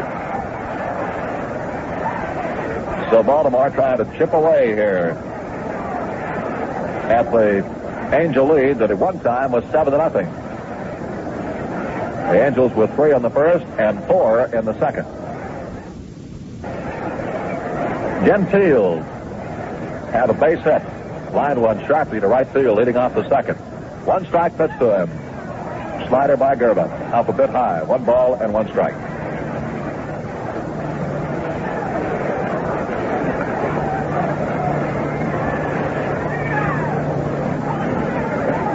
Brooks Robinson is on at first. With 1 out, and the pitch to Gentile. Ground ball off of the second base side. Aspromati over to second for 1, and Raquel had to leap up over the sliding Brooks Robinson, so no possibility of the relay to first. They get the fourth play at second base. So Brooks Robinson forced out from the second baseman Aspromati to the shortstop, Percy Raquel. Gentile reaches on a fielder's choice, and here is the catcher, Gus Triandos. At the end of 5 at Yankee Stadium, Minnesota nothing, and the Yankees nothing. Gus Triandos hit one right on the nose, but the wind held the ball up in left field in the second inning, and it was an easy catch for Bob Cerv. Stretch taken by Grba, and they pitch on the way to Triandos, down low and outside. Stopped by Rice to make it ball 1.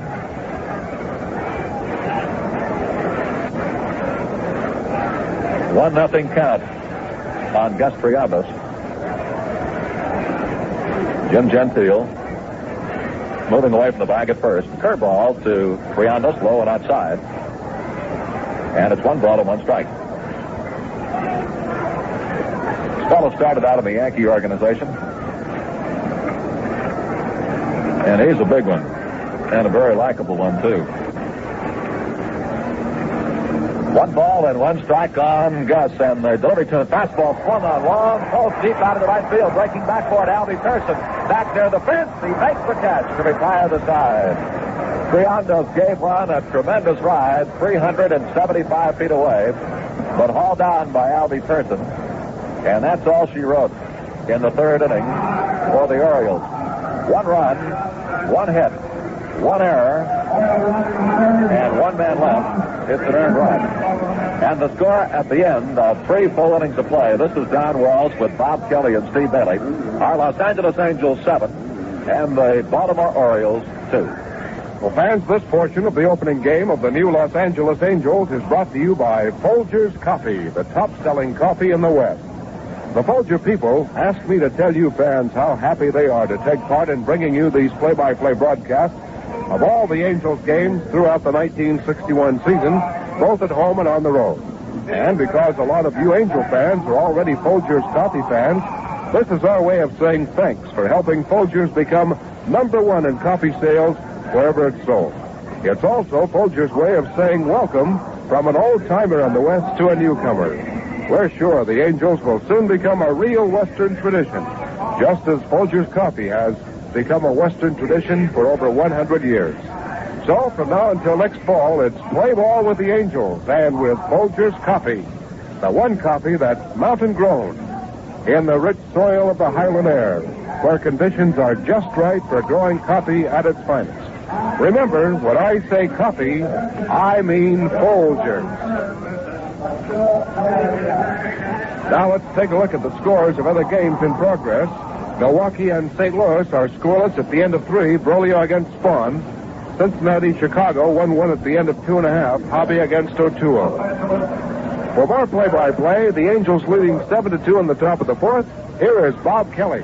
Oh, thank you, Steve. And here's the Angel pitcher, Eli Grba, a right-handed batter. Bunted into a forced play and a futile attempt to sacrifice in the second inning. Wes Stock, for third Baltimore pitcher, right-hander to the mound, works, and he tries to bunt this one. Foul tips a fastball into the dirt behind, strike one. The score here at Memorial Stadium in Baltimore, Maryland, is the Angels 7 and the Baltimore Orioles 2. The Angels batting in the top half of the 4th inning. The Angel pitcher up here for the second time at bat this afternoon, Eli Grba. On the mound for Baltimore. Works again, and the fastball is wide. So the count levels off here. Ball one and strike one. You cannot assume a double play in scoring, and thus Baltimore's run in the third inning was scored as an earned run. Now the next pitch, and it is high and outside. Ball 2. The count to Grba. Ball 2, strike 1. Stock pitched 1 inning prior to this one in the third. Hit a batter, but got out of that because of double play, so faced only 3 men. The Angels leading by a score of 7-2. Here's the 2-1 pitch. Swings a high fly to deep left field. Gene Stevens drifting way back, and he's got it way back near the screen. Back by the Baltimore bullpen. So Grba put a lot of wood behind that one, and had it not been going right into a stiff wind, we'd have had the first home run hit by a pitcher in the American League this season. But it's only out, 1 down, brings down the top of the Angel batting order. Third baseman Eddie Yost, 2 bats right. Yost popped the shortstop in the first inning, drew a walk in the second. He walked 26 times this spring in the exhibition games. So 1 out, nobody on here. The Angels lead 7-2. Stock, the right-hander, winds and delivers, and the fastball is right down the pike. A call, strike 1. They're shading Yost a little bit around to the right for a late swinger. The next pitch, fastball, right down there again for a call, strike 2. So Eddie's looked at a couple of good pitches. Red Crest coaching at third, Bob Elliott at first. 1 out, nobody on. 0-2 the count to Eddie Yost. Now, the next pitch. He swung on a change-up curve and missed it, strike 3. So Stock strikes out Eddie Yost on 3 pitches. 2 down and on for the Angels in the 4th inning. They scored 3 runs in the first, a 2-run homer by Kluszewski and a single-run homer by Cerv, and got 4 runs in the second inning.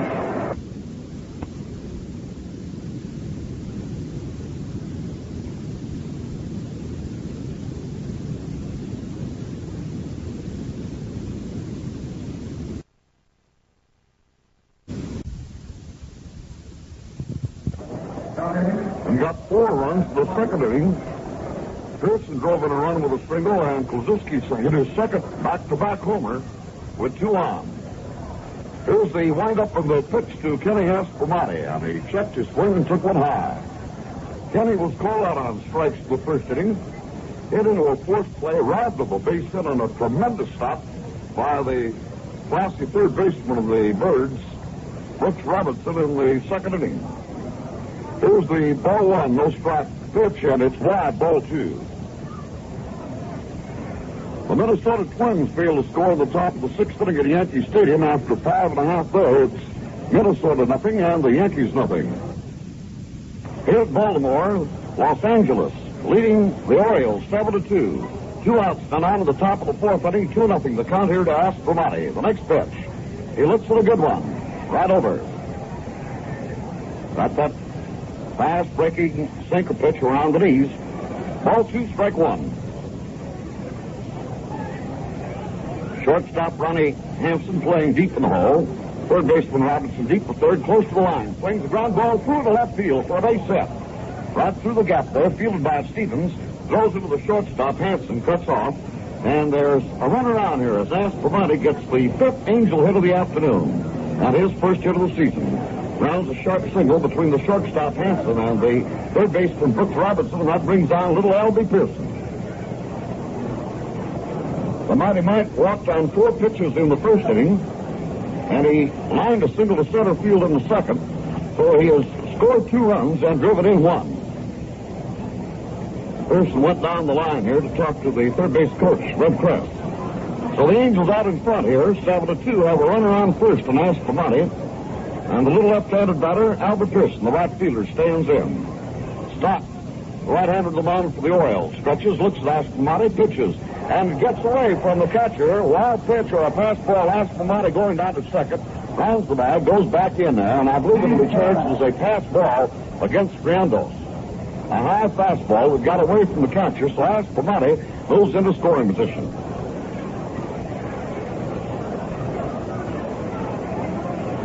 And they count to Albert Pearson, ball 1. Don, Steve, and I have received a wire from a good friend of ours, the popular Los Angeles disc jockey. Dick Whittinghill says, we'll be carrying a small transistor around Lakeside. It's a big day for you guys. Make it live. Good luck, Whit. All right. Pearson stands in, and now with the stock taking a lot of time, Albert steps out, McGrath back in. Pretty close to that plate, the little guy with a squared stance. Runner on second, 2 away here for the Angels. The stretch by Stock. The next pitch to Albie. Takes the good letter high fastball for a call. Strike 1. Ball 1 and strike 1. This is the start of a 13 games and 15 days road trip for the Angels. This 2-game series will wind up tomorrow night with a night game, which will be televised on KHJ TV Channel 9, as well as broadcast on this station. There's a change-up pitch and a call strike right into the knees. So Albie looks at the good one, ball 1 and strike 2. After tomorrow night's game, we'll have a couple of days off. Then a single game in Boston Saturday afternoon, followed by a Sunday afternoon doubleheader at Boston against the Red Sox. 1-2, the count to Pearson. Aspromonte at second, 2 down. The next pitch is high and away. Fastball, ball 2, 2-2. Eddie Matthews hit a home run for the Braves in the bottom of the 4th inning off Ernie Broglio. And at the end of 4 in that game of the National League, Milwaukee leads the Cardinals 1-0. Aspromonte at second, 2 down here. Pearson, the batter, 2-2 the count. The stretch by Stock in the pitch. Swings a slow bouncer foul off the right side. Hit that one just off the skin of the knuckles. And the count holds it, ball 2 and strike 2. Following the weekend series at Boston, there'll be a Monday off. The Angels then play 3 straight day games against the Yankees at the Yankee Stadium. Then over to Detroit for 3 games, followed by a pair of night games against the White Sox in Chicago, and then for the big day at Wrigley Field, Los Angeles. American League Baseball arrives. The Angels and the Minnesota Twins. 2-2 the count here to Albie Pearson. Wes Stock into the stretch. Checks that runner, Aspromonte, with a good lead at second. The pitch. Way inside and low, and it almost got by Friandos. So a full count on Pearson, ball 3, strike 2. Milt Pappas, the 15-game winner in each of the last 2 seasons, started for Baltimore, but was hit hard. His wildness and 2 home runs by Kluszewski and Cerv's home run spelled his downfall. The Angels leading here by a score of 7-2. 3-2, the full count pitch coming up the stretch, and here it is. Swings, there's a high fly at the shallow right. Going back is the second baseman Breeding, snided the right fielder in, and he makes the catch to retire the side. So in the 4th inning for the Angels, no runs, 1 hit, no errors. 1 man left on base after 3.5 innings of play. The score is Los Angeles 7 and Baltimore 2.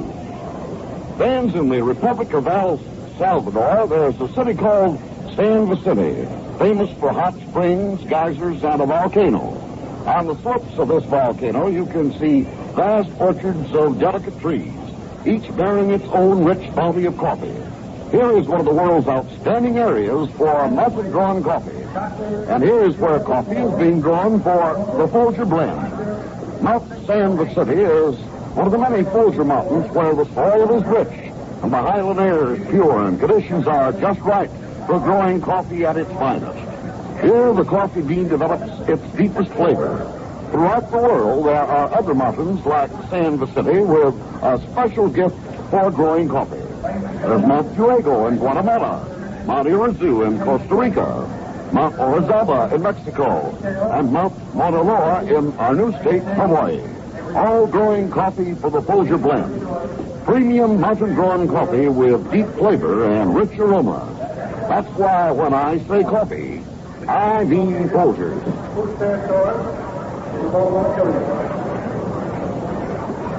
Well, Eli Grba is ready to go to work here in the bottom of the fourth inning. The Angels starting pitcher has allowed 2 runs, one of them unearned, given up 3 hits. He has walked 2 batters, struck out nobody as yet, and Ronnie Hansen, Baltimore's Rookie of the Year in the American League last year. Their fine shortstop and a right-handed batter steps in. Here's the windup by Eli, and the pitch. Swings on a second ball and fouls it into the dirt behind, rolling back to the backstop, strike 1.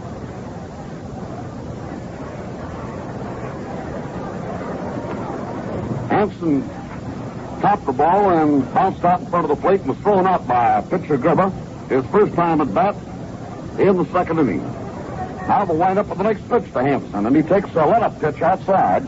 Ball 1 and strike 1.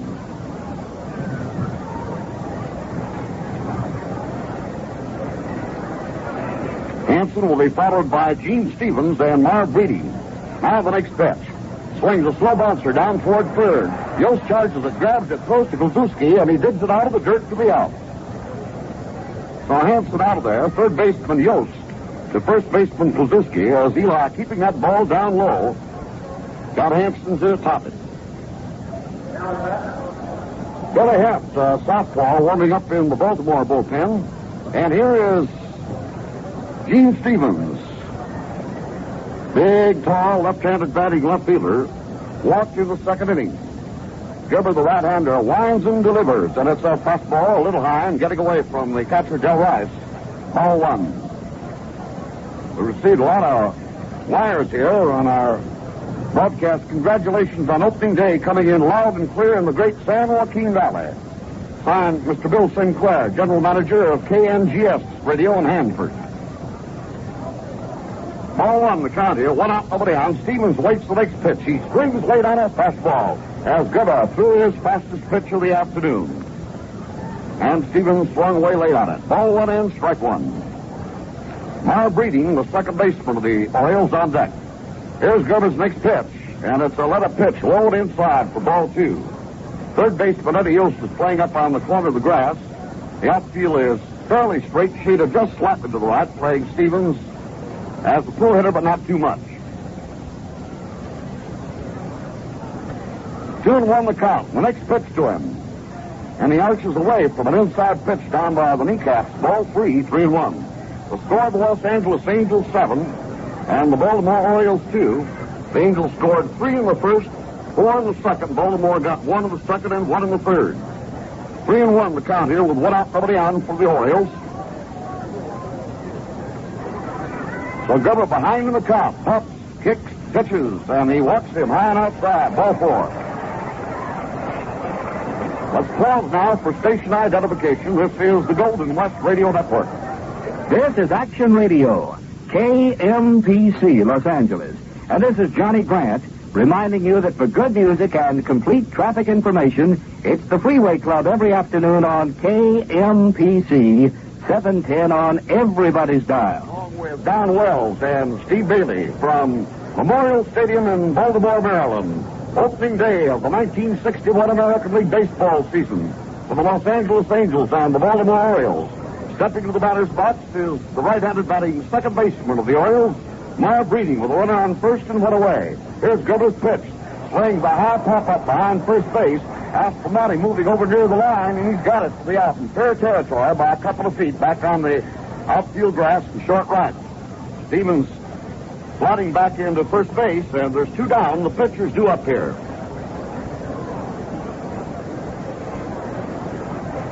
That walk given up to Stevens was the third pass yielded this afternoon by Eli Grba. And we're looking for a pinch batter to come out here.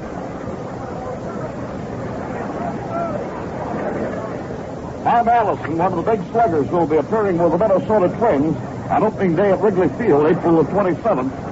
Has hit a home run in the top of the 7th inning for Minnesota off Waddy Ford to give Minnesota at least a 1-0 lead in the top of the 7th inning.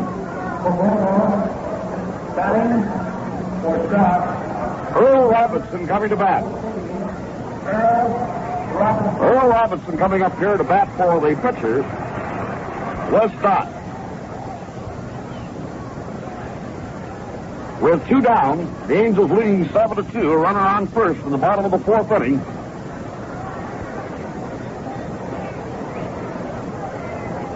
Here's the pitch to Robinson, and he checks his swing and takes the good one. Fast-breaking pitch right in there for a call, strike 1. Robinson's the fellow that you may recall out there on the coast. He was signed for one of the largest bonuses in Dodger history. He was purchased from the Dodgers this past December. Right-handed batter standing in, strike 1 the count. Grba works again. A little pitch is a little outside, waist high. Ball, and the count levels at ball 1 and strike 1. This is the second pitch batter that has appeared up here this afternoon for Baltimore. Billy batted to the pitcher in the 2nd inning and popped up. Now the stretch. A 1-1 pitch to Robinson. Swings a high fly at the center field. Hunt started back, moves right into his original position, and he's got it to the out to retire the side. Robinson flies to Hunt. And in the 4th inning for the Birds, no runs, no hits, no errors, 1 man left on base. At the end of 4, the score, the Angels 7 and the Orioles 2. When today's first ball was pitched, baseball's most historic event of more than a half a century was created. Los Angeles in the American League. But that's only half the story. Even greater will be the red carpet day of all days, when American League Baseball comes to Los Angeles at Wrigley Field on Thursday afternoon, April 27th, against sluggers Harmon Killebrew, Jim Lemon, Bob Allison, and the Minnesota Twins. And now your red carpet to enjoy real baseball at its best with Angels season tickets becomes a reality. There are tickets for the Daylight 21 and Weekender plans. Get them now for the exciting action you'll want to see at easy-to-reach Wrigley Field, where it's comfortable and every seat is a good one. Either write or phone Wrigley Field or visit the park in person for your ticket. The address is 435 East 42nd Place. The telephone, Adams 24761. And for tops and convenience, use the easy-to-pay method, your Bank AmeriCard. Well, the Angels come to bat here in the 5th inning against the 5th pitcher, or 4th pitcher used by Baltimore, Billy Heft. We'd like to check over the scores there if you hand them to me, Don. They have a convertible in the outfield that brings the relief pitchers in, and since Heft is now just walking toward the mound to take his warm-up pitches, it gives us an opportunity to check the scores of other games.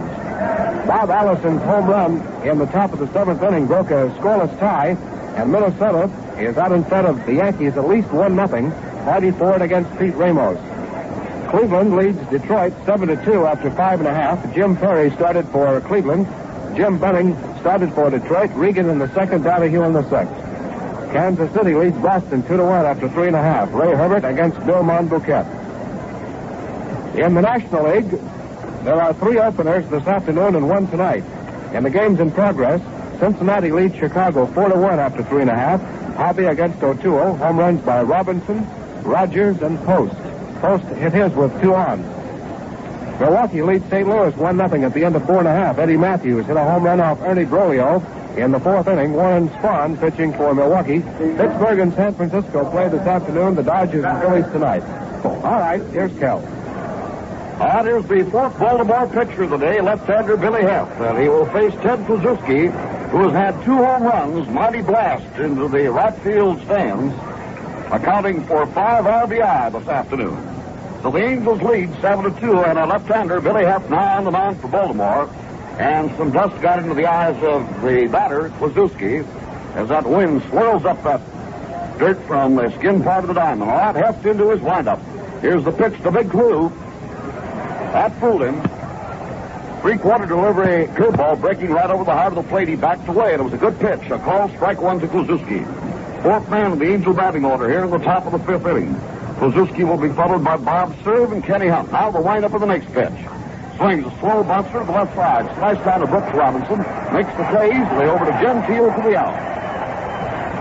Robinson to Gentile, third to first, one down.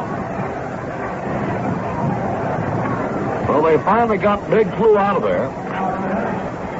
Here's Bob Cerv, who hit his 96th home run of his career.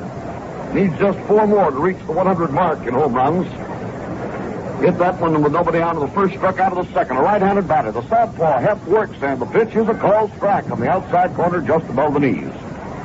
1 out, nobody on. The Angels at bat here, top of the 5th inning at Memorial Stadium in Baltimore, Maryland. They're playing third for a straightaway hitter, and the infield is very deep for him. The ex-Yankee slugger. Now Heft lines and pitches again. That one hit the dirt before it reached the plate. Very low. Ball one, and strike one. Heft was not afforded too much of an opportunity to work often last year. Here's the next pitch to Cerv. Oh, he swung on that let-up pitch and missed it. Billy Heft really pulled the chain on that one, and it's ball 1 and strike 2 to Cerv. The Angels got 3 runs in the first inning, all produced on home runs, and 4 in the second, 3 of them on Kluszewski's second homer. Baltimore getting an unearned run in the second, adding another one in the third. Now the pitch to Cerv. Strike 3 swinging on a fastball. It struck him out. So 2 outs, none on, and that brings on the Angels center fielder, Kenny Hunt. Drafted from the New York Yankees. He batted .273 last year at Richmond. Walked in the first inning today, was hit by a pitch ball in the third. So this is his first official time at bat. Heft, the left-hander, ready to work to this right-handed batter. Hunt swings on a curveball and misses it. Strike 1. 2 outs, none on. The infield and outfield back and straight away. Heft into his lineup. A fastball is low and inside. Ball 1, the count levels at ball 1 and strike 1.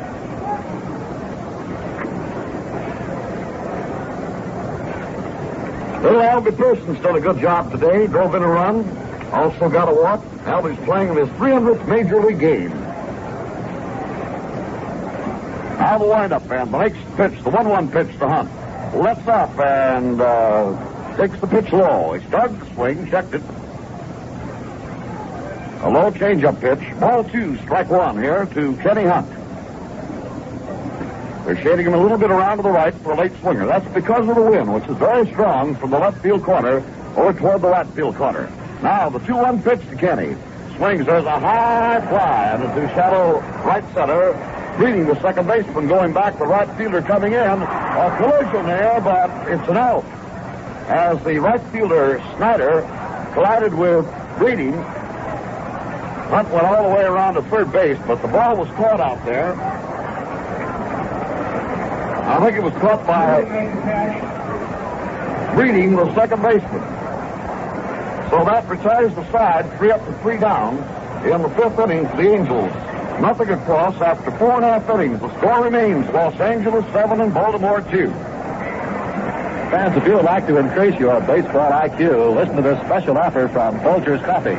For only 25 cents and a Folger label, you can get an amazing device that will answer just about any baseball question you can think of. And this is called the Ball of Fame. It was invented by the famous first baseman Dave Dahlgren, who figured out a way to store up thousands of baseball facts in a cleverly constructed dial. That's right, you simply ask the question and then dial yourself the answer in a matter of seconds. The Ball of Fame has all the facts about most valuable players, no-hit games, champion base stealers, park dimensions, you name it. And send for yours by writing to Folgers Ball of Fame, Box 60, Box 60, Los Angeles 51, California. Enclose 25 cents and an instant Folgers label, or 25 cents and the last inch from a Folgers unwinding band. The address again, Folgers Ball of Fame, Box 60, Los Angeles 51, California. Please allow a week for delivery. And fans, remember, when I say coffee, I mean Folgers.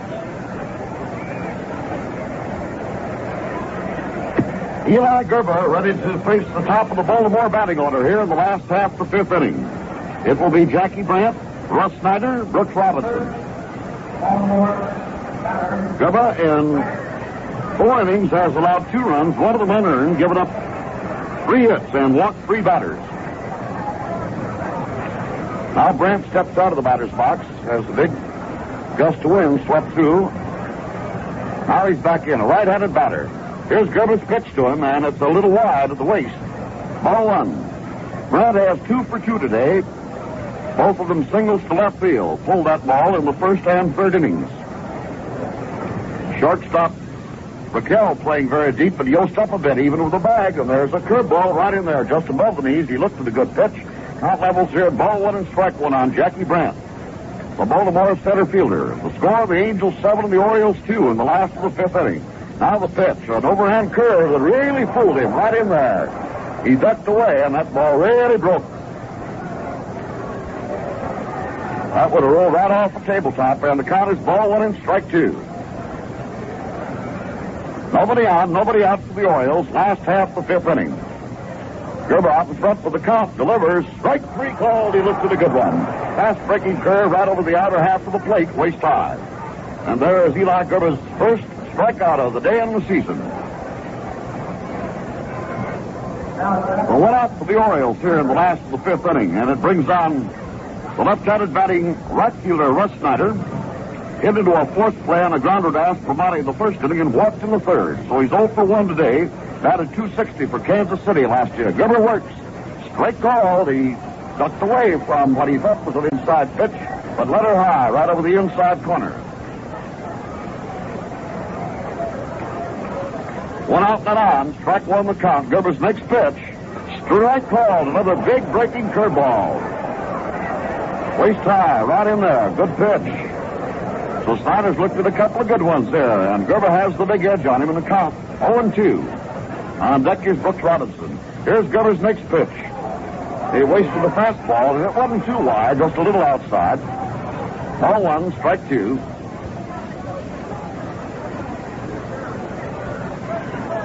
Playing Snyder for a straightaway hitter. Now the pitch, a let-up pitch, way outside, low ball 2, 2-2. Rice stepping out in front of the plate, catcher Del Rice, hollering something to Eli. Grba before today had pitched only 3 innings against Baltimore. He shakes off 2 signs from Rice. Now he's ready for the 2-2 delivery, and here it is. Swings a line drive down the right field line, foul. Right in the corner of the box seats. So the count holds at 2-2. Time for the world's shortest commercial. Listen carefully. When I say coffee, I mean Folgers. So the count holds at ball 2, strike 2 on the Baltimore right fielder, Russ Snyder. In tomorrow night's game here, which will be telecast as well as radio broadcast on this station, we'll see Baltimore's fine young left-hander, Steve Weber, going against the veteran right-hander, Ned Garber, for the Angels. Here's the windup again, and the 2-2 pitch. Swing, the ball slashed out to left field.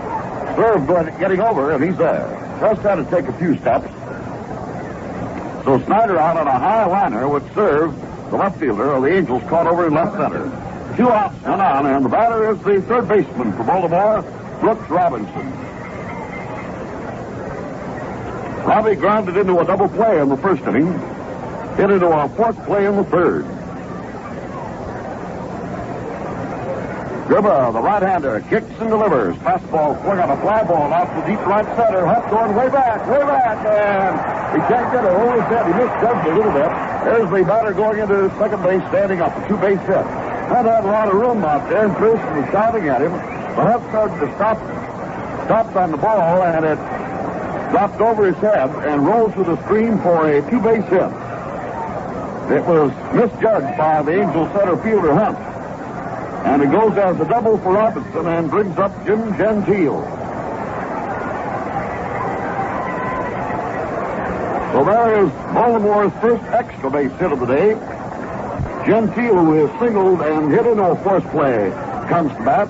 First baseman, left-handed batter, hit .292 last year. Dangerous man, hit 21 homers and drove in 96 runs. Here's the first pitch to him.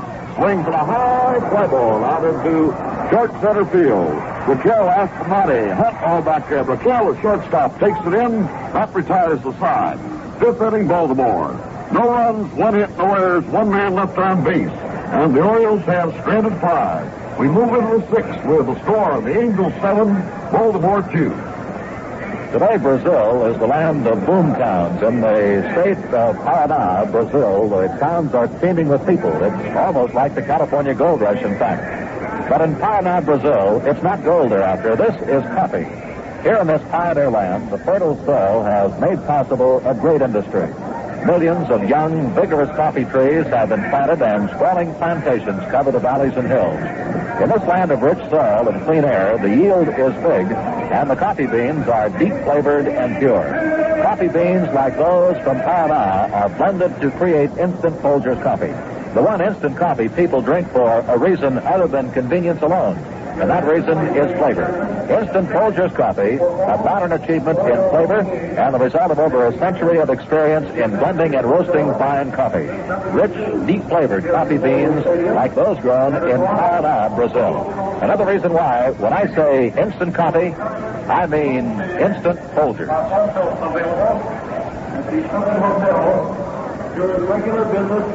At Yankee Stadium in New York, the Minnesota Twins have knocked Whitey Ford out of the box in the seventh inning. They're still batting. We know they have at least one run in on Bob Allison's home run. And Terry has come on to pitch in the seventh inning for the Yankees. Here it is Fritz Burkell, the little shortstop of the Angels, a right-handed batter, standing here. The left-hander, Billy Heft, going into this double pumping motion, delivers. Sidearm pitch is a strike, catches the outer half of the plate, midway between the belt and knees for this little fella. Burkell, a 5'5.5" stockily built shortstop. He's gone 0 for 2, popped the short, hit into a double play. The next pitch to him. Checks his swing on a wide fastball. For ball one, the count levels here at ball one and strike one. And they score here at Baltimore. The Los Angeles Angels in their first game in the American League, leading Baltimore 7-2 in the top of the sixth. Now the pitch to Burkell. It's a let-up pitch high and away from him. Ball 2-1.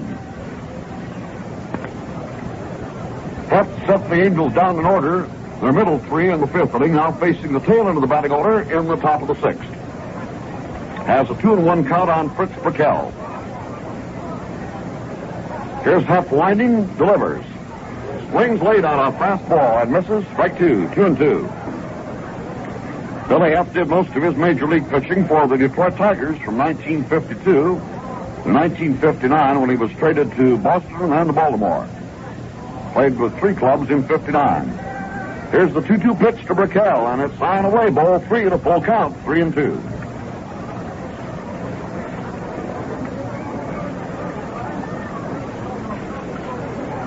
Nobody on and nobody out. The Los Angeles Angels in the top of the sixth inning.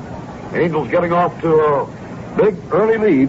3 runs in the first and 4 in the second. The next pitch swings. There's a ground ball. And it's by the shortstop going out to left field for a base hit. Fielded by left fielder Stevens. Throws in here to Ronnie Hansen. And it's a single for Fritz Burkell. So there's his first hit of the season. The first hit off Billy Heft. The Angels' sixth hit of the ball game. The Orioles have 4 hits. And the batter now is the Angel catcher, Del Wright. Dell walked in the second, flied to left field in the third. That's right. The left-hander, Heft, looks at the runner. There's a bunted ball down to the right side. Pitcher gets it, looks to second, and throws to Gentile at first to be out of sacrifice for Rice.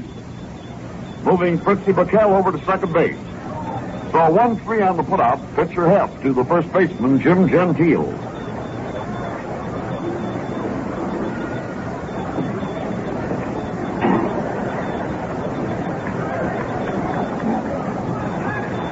And now that brings on the Angel pitcher, Eli Grba. Right-handed batter. Failed in an attempt to sacrifice the second inning and flied very deep to Stevens in left field of the fourth. The runner on second is Burkell. Here's the pitch. Bunts the ball to the right side. The pitcher gets it, and he's going to first, and he is out.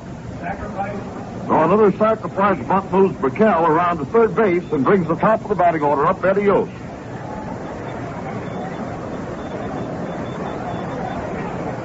So on both those sacrifice bunts, Heft, the pitcher, fielded through to Gentile at first. Eddie Yost up here, popped the short, walked the second inning, and struck out swinging in the fourth. The Angels have a runner at third, 2 away, and they lead here by a score of 7-2 as they really flex their muscles in the first and second innings. Kluszewski and Cerv homered in the first. Kluszewski a 3-run homer in the second. Eddie holds the swing, takes the fastball, low and inside, ball 1. Minnesota came up with 3 runs in the top of the 7th, knocking Whitey Ford out of the box, and the Twins lead the Yankees 3-0. Here's Hess windup and pitch to Yost, and it's in there. Slider for a call strike. The count on Eddie levels at ball 1 and strike 1. Yost, who batted .260 last year. Fritzy Brickell over on third. Now the left-hander Heft works again, and a fastball's a little high and tight to him. Ball 2, strike 1.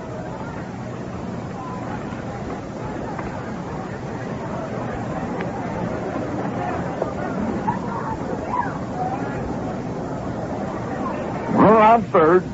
2 down. Now the pitch. A let-up pitch and a good one. Eddie looks on in the outside corner, waist high. Ball 2, strike 2. Walking into our Golden West Broadcasting booth up here at Memorial Stadium, one of our sponsors, Mr. Joe Greasydick, president of the Falstaff Brewing Company. Here's a strike 3. This is a good one. Good ball in there at the lead. Well, that retires the side of the 6th inning for the Angels. No runs, 1 hit, no errors, 1 left out at the end of 5 1/2. The score remains Los Angeles 7 and the Baltimore Orioles 2. It's the Angels 7 and the Orioles 2. Opening day at Memorial Stadium in Baltimore, Maryland. Cold and windy. Here's Grba's next pitch. Change-up crew ball inside. Took something off that one. Ball 1 and strike 1. Triandos will be followed by the shortstop, Ronnie Hanson, and then the left fielder, Gene Stevens. Grba's next pitch is a little high outside. Ball 2, 2 and 1. Grba's been in there since the start, pitched 5 innings, has allowed but 2 runs. 1 of those was unearned. He's given up 4 hits, walked 3 batters, and struck out 1. All right, Eli ready for the 2-1 delivery to Triandos. Swings a high pop-up over near second base. Astomati waiting for it just to the right of the bag. In the well, 1 away. You know, Baltimore finished second to the Yankees last year by 8 games, but it was around the 15th of September, I believe, that they were only a half game off the pace. And then they went into that tragic experience of moving into Yankee Stadium and seeing the Bronx Bombers sweep 4 games. All right, 1 out here, none on, and the fine shortstop, Ronnie Hanson, stepped in. But then as the wind blew up, he moved out of the batter's box. Ronnie is grounded out twice to the pitcher and to the third baseman, Eddie Yost. Grba into the windup, delivers, fastball swing, a bouncer right at Brickell, the shortstop. Takes on a big handle on the second hop, over to Klue, plenty of time. 2 down here for the Orioles in the 6th. Few schedules give one club the opportunity to take a quick, firm lead in the pennant race that is offered the Orioles. For during the first month's play, 20 of 27 Baltimore games are against what are designated by the experts as second division clubs. Here's Gene Stevens. He's walked twice. Gained fame as Ted Williams' old caddy with the Red Sox. Angels lead here, 7-2 in the last of the 6th. Here's the pitch to Stevens. Takes low, ball 1. Total so far, the Angels 7 runs, 6 hits, 3 errors. Baltimore 2 runs, 4 hits, and no errors committed. Ball 1, no strikes count. Grba cranks, delivers, swings. There's a hard smash to right field for a base hit between Astomati and Kluszewski, fielded by Pearson. Stevens makes his turn, wheels back into first base with a single, and there's hit number 5 for the Orioles. Here's the second baseman, Marv Breeding, up to bat. Manager Paul Richards describes this fellow as somebody that the opposition never raves about, but after a ball game are usually completely distraught because he does so much to hurt them in the late innings. Right-handed batter. The pitch down to the dirt, gets away from the catcher. There goes the runner to second base. The ball is retrieved by the pitcher as Del Rice couldn't find it. It's a wild pitch charged against Grba, and Stevens moves in a scoring position. And the count on the batter, Marv Breeding, ball 1. That one got away, down in the dirt.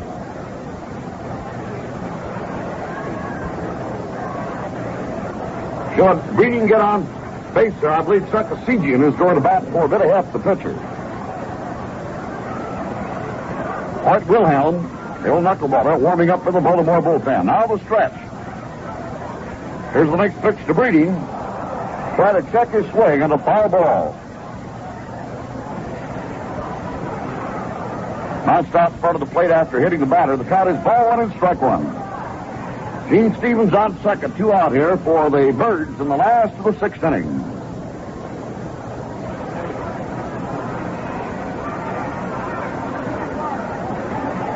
It wasn't the Birds, but it was the Angels who were really flapping their wings in the first couple innings out here this afternoon. Now the stretch, 1-1 the count. The pitch. Strike. A good fastball in the inside corner, let her high. So Eli Grba has the edge. Ball 1 and strike 2 on Mild Breeding. Pitchers at San Francisco, we have them now. Bob Cerv for the Pirates and Sad Sam Jones for San Francisco. No scores yet on that one. Here it's the Angels leading the Orioles 7-2. Baltimore with Stevens on second, 2 down. 1-2 the count on Breeding. The stretch by Grba. The pitch. Curve ball high and inside. Ball 2. 2-2.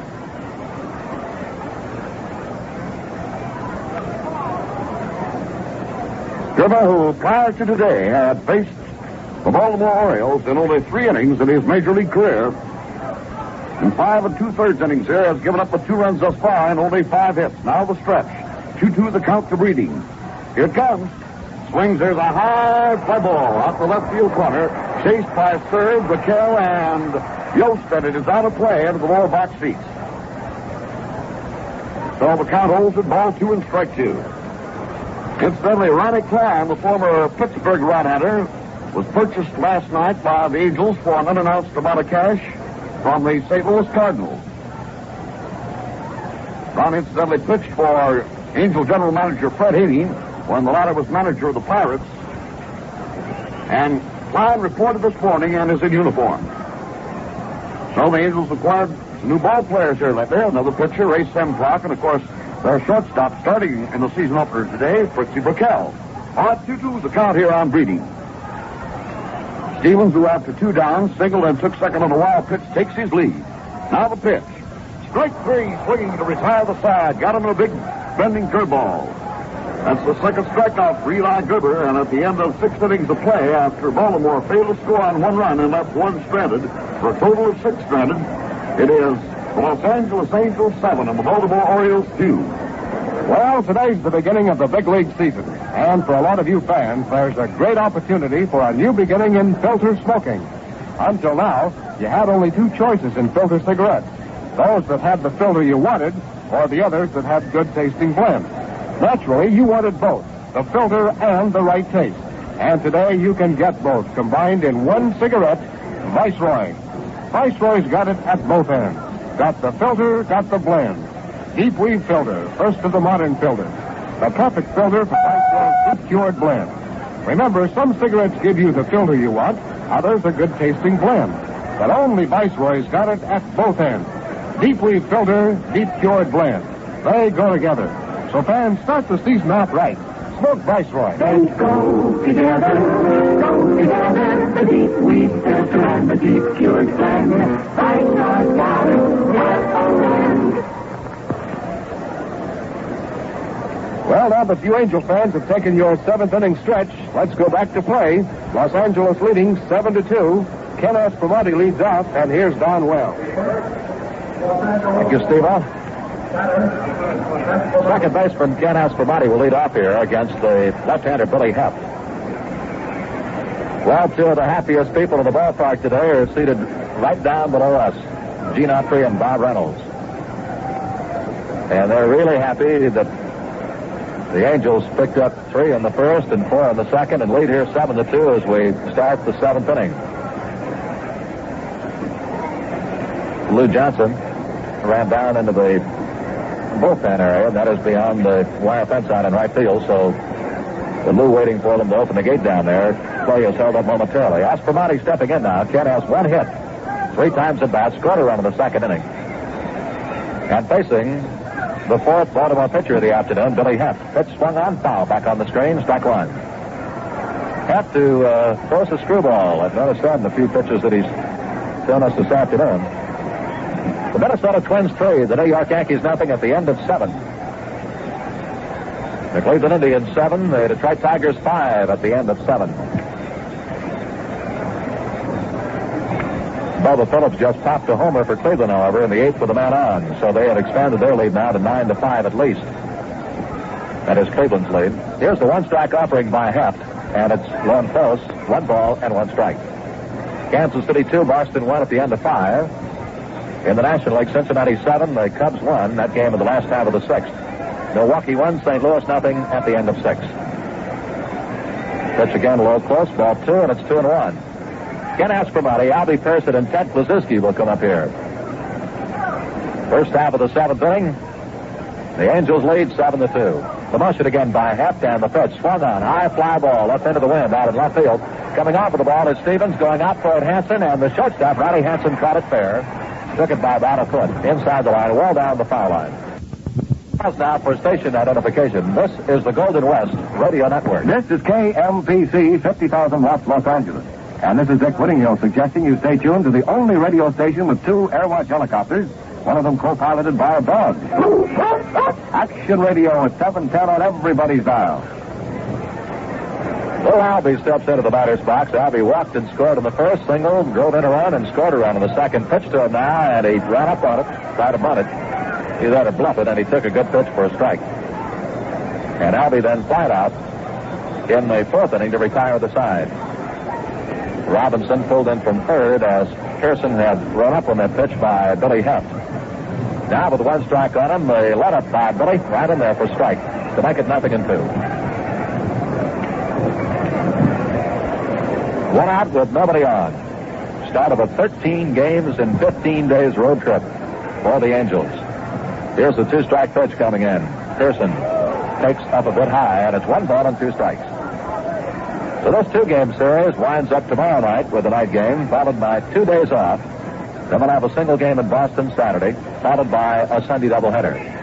Then we'll play 3 straight day games in New York. Pitch to Pearson, strike 3 called. Nice side-on delivery by Billy Heft that caught Pearson leading away from the plate. So Albie is called on strikes. Now they're 2 out in the 7th. Here's the first baseman, Ted Kluszewski. Klu hit a 2-run homer in the first inning, hit a 3-run homer in the second, and then bounced out to third baseman Brooks Robinson leading off the 5th.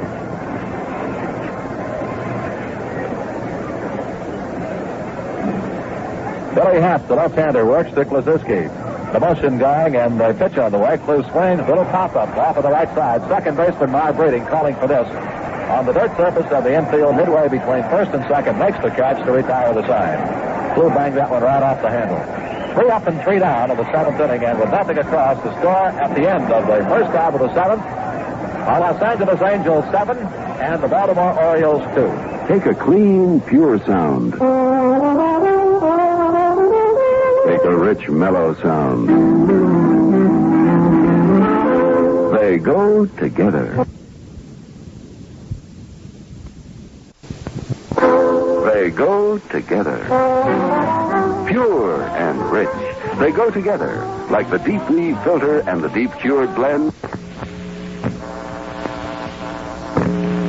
Go together, the deep weave filter and the Viceroy blend.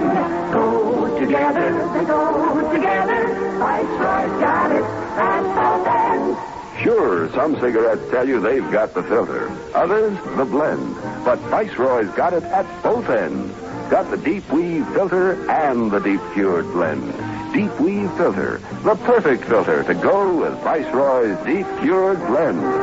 They go together, the deep weave filter and the deep cured blend.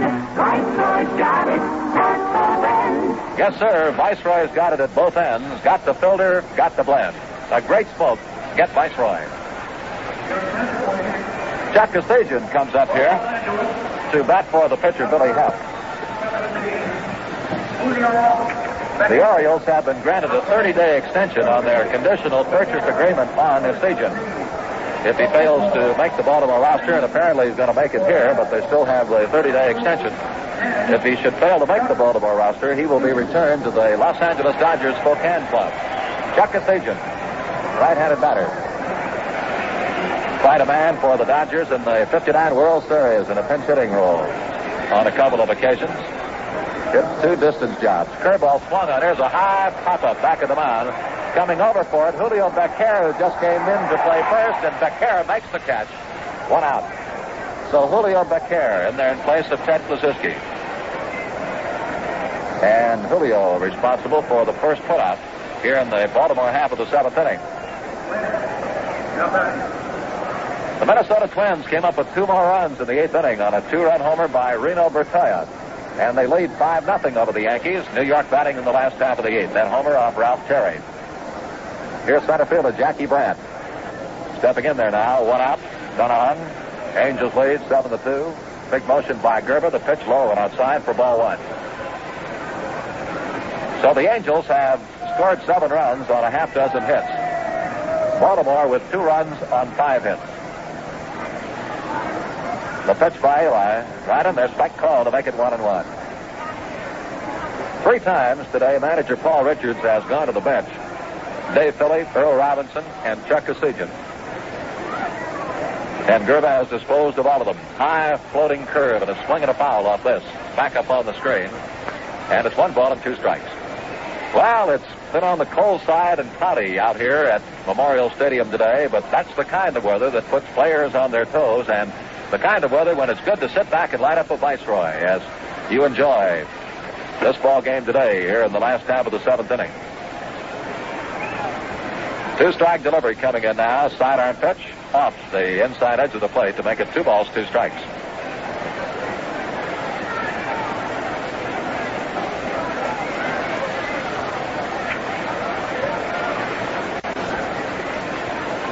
Grba with a 2-strike offering again. Fed one in there that apparently was up a bit too high. Count is shown on the board out there and indicated now that it's 2 balls and 2 strikes. So it's an even count shown on Brandt. 1 out here with nobody on. Grba has been terrific. He's scattered around 5 hits. Oh, let's see. It is shown now. Full count, 3-2. Plate umpire Stevens just stepped around to the right side of the plate. Now they've made the correction on the board. So this...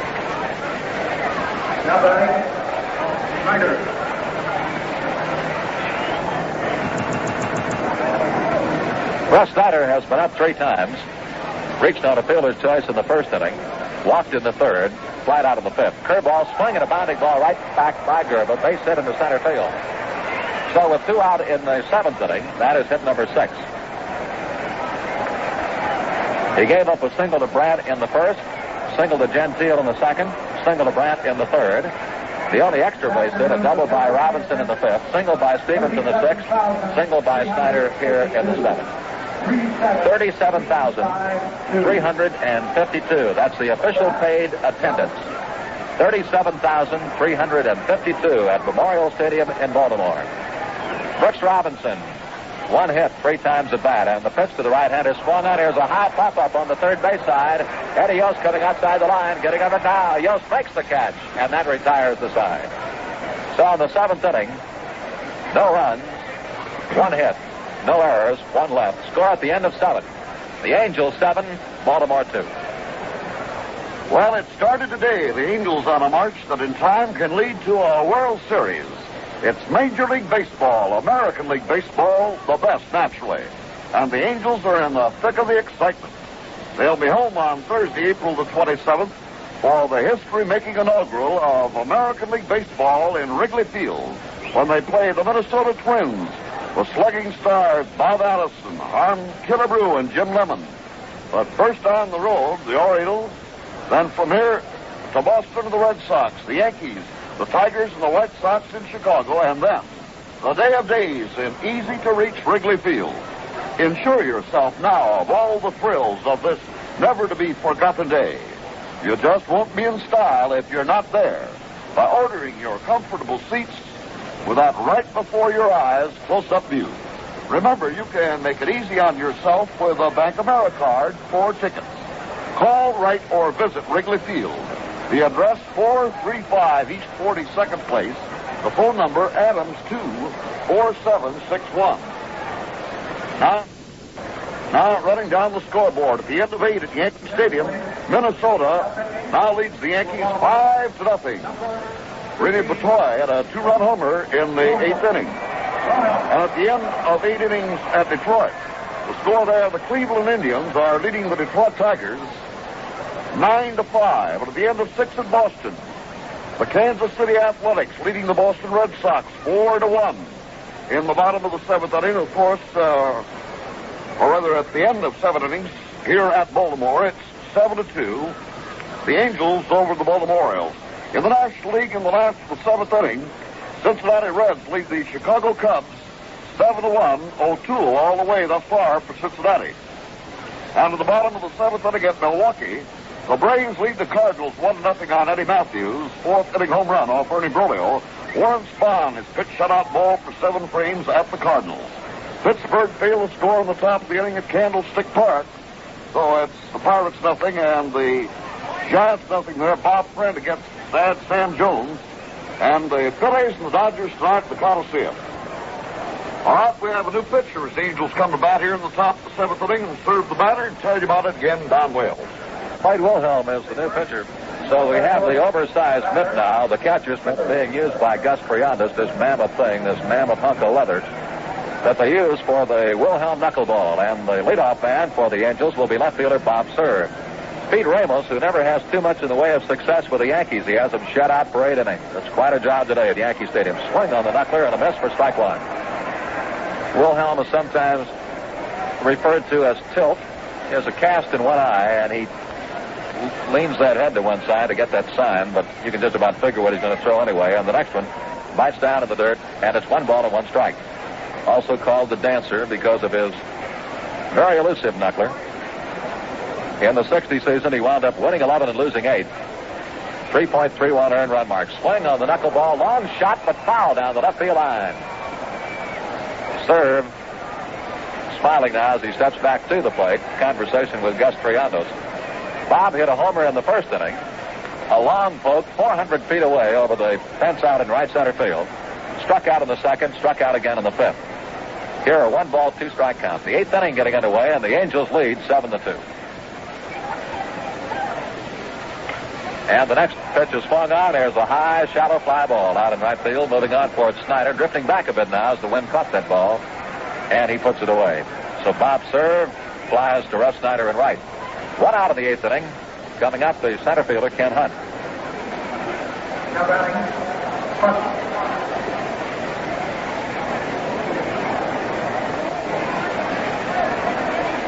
Wilhelm saw service both as a starter and a reliever in the 60 season. Pitched to Kenny Hunt in close, ball 1. Ken today has been up there 3 times, walked in the first, hit by a pitch in the 3rd, popped out in the 5th.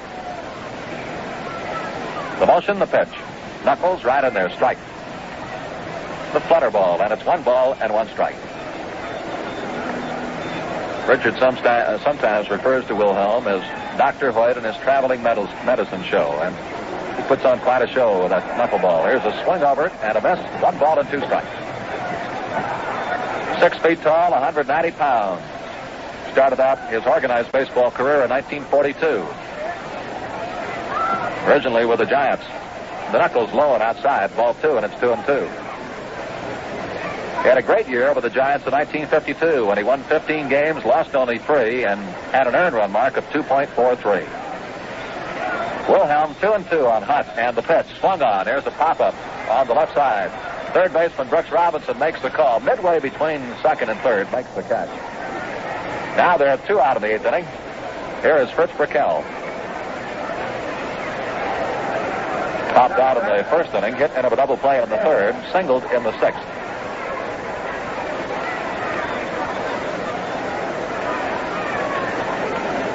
Two down, nobody on, and the pitch by Wilhelm. Swing and a ground ball out of the shortstop side. 1 hop to Ronnie Hansen. There's the throw in the dirt. Dug up by Gentile. Nice pickup to retire the side.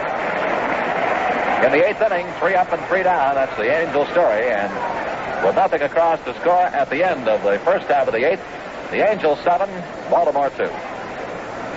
Now, for all you fans who like a little music between innings, here's a new hit tune for smokers. they go together, the deep wheat filter and the deep cured blend. Viceroy's got it at both ends. Yes, Viceroy's got it at both ends, and what a difference that makes. Used to be you had to choose between the filter cigarette with the filter you wanted or the other kind with the right blend for taste. And, of course, you wanted both in one cigarette. And today you get it in Viceroy. Only Viceroy's got it at both ends, got the filter, got the blend. You get Viceroy's Deep Weave filter. That's the first of the modern filters. The perfect filter to go with Viceroy's rich, deep cured blend. And, man, how they go together. Try Viceroy. They go together, the Deep Weave filter and the deep cured blend. Viceroy's got it at both ends. An outfield change now for the Angels. Lou Johnson replaces Bob Cerv in left. So Johnson in left, Hunt in center, Albie Pearson in right. No change in the infield. Julio Becerra is at first, Aspromati at second, Raquel at short, Eddie Yost at third. Del Rice works behind the plate on the mound. Eli Grba, who so far has given up 6 hits. 5 of them have been singles. The Giants have taken a 2-0 lead over the Pirates at the end of 1. Friend and Jones. Milwaukee 1, St. Louis nothing at the end of 7. Braves lead in the homer by Eddie Matthews in the 4th. Jim Gentile leads off, curveball by Grba, and he really hollers in at Stevens as John says that was low and close for ball 1. Well, it's shown on the board as a strike. So we'll double check on it now. Fastball swung on, foul back on the screen. Big cut on that pitch by Gentile. Scoreboard indicates a 0-2 count. So unless we get show of a correction by Stevens, with Grba now taking a look at the board. Grba's still looking at it, and it may be he wonders about it. Now it is shown 1-1. That's the thing that had Grba fooled and me fooled for a moment, was the fact that the scoreboard still has 2 strikes up there, and it's a 1-ball, 1-strike count. Here's the motion again. Eli let up on one, is swinging a very high fly ball, not going anywhere, out in right center field. Ken Hunt is there, moving in a bit to his left, makes the catch. So Gentile, 1 for 4 today. He is singled in the 2nd inning. Here's the catcher, Gus Triandos.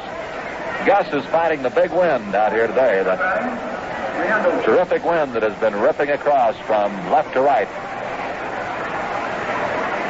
Flied out in the 2nd, flied out in the 3rd, and popped out in the 6th. Here's the pitch to Gus. Fastball by Grba, letter high, but outside, and it's ball 1. The Angels lead 7-2. We're in the last half of the 8th inning. Grba to the Rosenbag.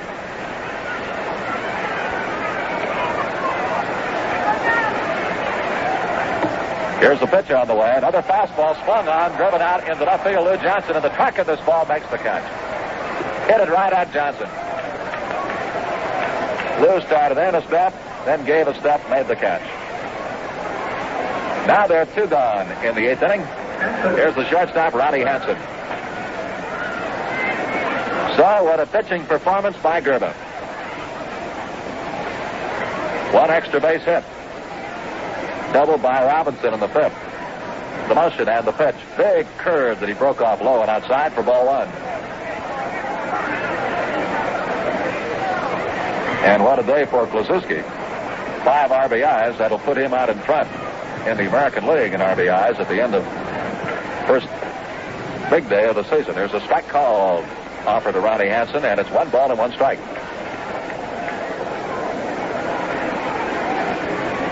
Put him out of the lead in home runs, too, with a pair in this game. Here's the 1-1 delivery offered up by Grba, and it's low outside, ball 2 to make it 2-1. Remember that Angel Report, scores and interviews with American League stars, follows every Angel broadcast, every game. We'll have quite a show for you today. Ball 2 and strike 1 with 2 out, none on. Ronnie Hansen, who has been checked in the infield today 3 times, waits now, and the 2-1 pitch to him. Swung on, there's a fly ball, got it out of the infield, driven well out toward left center. Lou Johnson there, also Kenny Hunt. Hunt makes the catch to retire the side. So another ball, well tagged, but fighting the wind. 3 up and 3 down, nothing across for the Orioles, and the score at the end of 8 innings of play. Score in the totals. Our Angels 7 runs, 6 hits and 3 errors. Baltimore 2 runs, 6 hits, no errors. Take a clean, pure sound. make a rich, mellow sound. They go together. Pure and rich. They go together like the deep weave filter and the deep cured blend in Viceroy cigarettes. They go together, the deep weave filter and the Viceroy blend. Go together, they go together, Viceroy's got it at both ends. Sure, some cigarettes tell you they've got the filter, others the blend, but Viceroy's got it at both ends. Got the deep weave filter and the deep cured blend. Deep weave filter, the perfect filter to go with Viceroy's deep cured blend. They go together, the deep weave filter and the deep cured blend. Viceroy's got it at both ends. Yes, sir. Viceroy's got it at both ends. Got the filter, got the blend. A great smoke. Get Viceroy. Minnesota came up with another run in the ninth inning, and they lead the Yankees 6-0. Here in the Angel half of the ninth, catcher Del Rice, the eighth man of the batting order, moves in there against right-hander Hoyt Wilhelm. Del has been up 3 times, walked in the second, flied out in the third, and sacrificed in the sixth.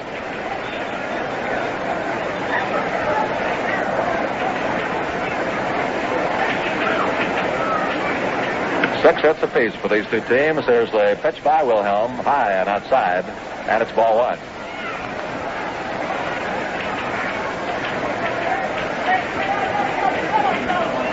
Wilhelm set again, and the next one right in there. Strike to make it 1-1. This oversized mitt is really something. In the pocket of this catcher's mitt, you can put about 4 or 5 baseballs. They made it that size just to be able to give the catcher some help down there. Swing and a foul. Off on the first base side, drops very quickly away from Jim Gentile. And it's 1 ball and 2 strikes.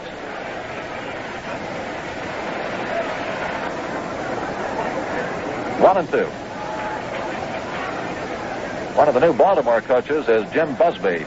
Of course, the veteran outfielder can be converted back to active player status almost immediately.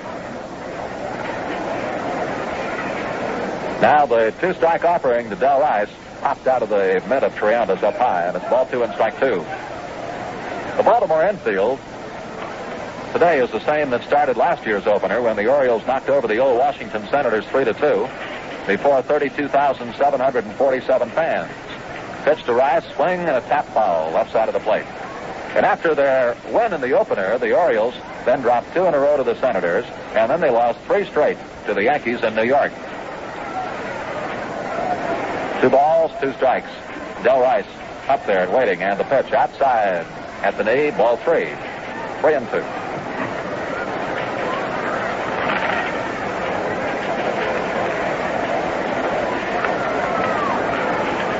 Three and 2 count on Del Rice. Eli Grba will be up there next. The pitch swung out. There's a high foul up over our heads, up into the upper deck. Here at Memorial Stadium, too, they have a mezzanine section. Just a sort of a very brief third tier here that is right under the upper deck portion of the ballpark. I'd say it's only about, well, it contains about 5 or 6 rows of seats. Swinging a ground ball over the shortstop side. Easy hop for Hansen. Throw to first. Got him. So Del Rice goes out of there short to first. Ronnie Hansen to his left to pick that ball up, moving toward the bag at second. Coming out of the dugout now, Eli Grba.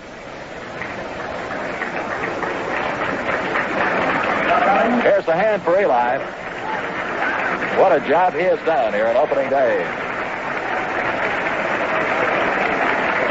Richly deserved the applause that Grba gets now as he walks up to the plate. Eli's been up there 3 times. Reached on a fielder's choice and scored a run in the second inning. Flied out in the fourth and sacrificed in the sixth. And the pitch low. Outside, ball 1. Sun is out rather brightly now, and the shadow of the upper deck in left field creeps out across the outfield grass. Out in front of the left fielder, Gene Stevens. Swing and a foul tip. To make it 1 ball and 1 strike. Snyder in right field, Jackie Brown in center, Gene Stevens in left, Robinson, Hansen, Breeding, Gentile. Third to first around the infield. Triandas on the receiving end, and Wilhelm, 5th pitcher, delivers in a swing and a ground ball. Shortstop side, nice backhand by Hansen, throws down to the dirt. Picked up by Gentile. That's out number 2. Man, what a fielding play. Ronnie Hansen, to begin with, deep in the hole at short, backhand of the ball, fired it down in the dirt out in front of Gentile, and Jim, with that tremendously long stretch of his, reached down, made the pickup of that ball, and that is out number 2. So in this game, you give credit where it is due, and it certainly applied there. Now there are 2 out. Here is third baseman Eddie Yost. Eddie popped out of the first inning, walked in the second, struck out in the fourth, and again in the sixth. 2 down, ninth inning, and the pitch up high to Eddie for ball 1. All the Angels scoring came in the first 2 innings. 3 in the first, 4 in the second. The big gun Kluszewski, and the pitch outside. Make it ball 2. 2-0. Pappas, the starter for the Orioles, went an inning and 2/3. He walked 4 men. Papa, the number 2 pitcher, went a third of an inning. Wes Stock worked 2 innings, and Billy Hepp went 3. Right down the middle for a strike to make it 2-1. Hepp was very effective. He worked 3 innings, allowing 1 hit, no runs. Struck out 3 and walked none. Wes Stock did a good job, too. Swinging a fly ball off the bat of Yost out of the left field. Shot him out there. Stevens coming on. The shortstop going out, and Ronnie Hansen makes the catch. Stevens threw it away. 3 up and 3 down in the ninth inning. So in the last 3 innings, the Angels have been retired in order.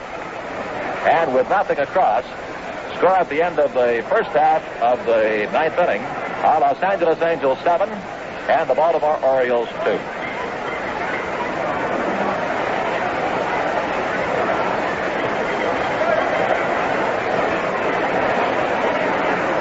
You know, I used to get my signals crossed when I tried to pick a filter cigarette. I'd try one brand because it had the kind of filter I wanted, and then I'd smoke another because it had the right blend. But none of them were a hit with me until I discovered Viceroy. And what a difference it makes, because Viceroy's got it at both ends. That's right, at both ends. Got the filter, got the blend. Take Viceroy's deep weave filter, first of the modern filters. It actually weaves and reweaves the smoke for the smooth taste a filter smoker wants. Yes, it's the perfect filter for Viceroy's rich, deep-cured blend. When they go together, Viceroy's deep weave filter and deep-cured blend, smoke Viceroy, you'll see. They go together, the deep weave filter and the deep-cured blend. Viceroy's got it at both ends. Now the Baltimore half of the ninth inning. Gene Stevens, the left fielder, will lead off against Eli Grba. The Cleveland Indians beat the Detroit Tigers today 9-5, and they opened up an 18-hit attack of the combination of 4 Tiger pitchers. The Yankees are batting in the ninth, and they're hurting. They've been shut out by Ramos all the way. Stevens, the batter, he has walked twice and had a base hit. And the pitch by Grba put the fastball in there for a strike. Well, over 37,000 fans on a raw day in Baltimore. Have to see this one today. The windup by Grba, and the curveball is swung on. Ground ball down to the shortstop side. Verkel scoops it up. There's the throw to first. He got him out number 1. So Stevens goes out of there short to first. Coming up now, second baseman Marv Breeding.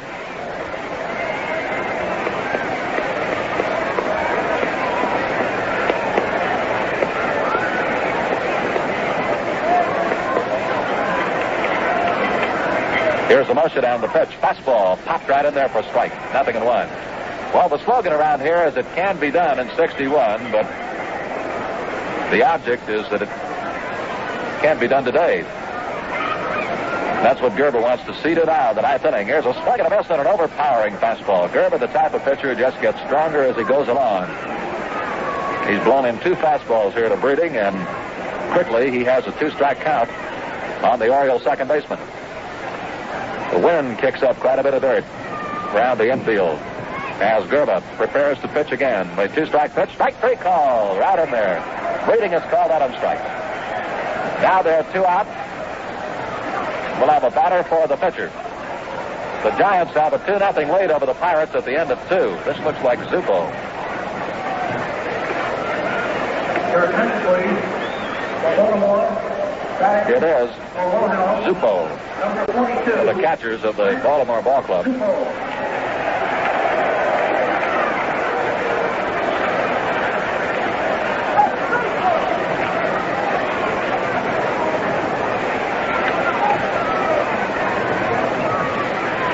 Frank Zupo, native of San Francisco, and the pitch to the left-handed batting receiver.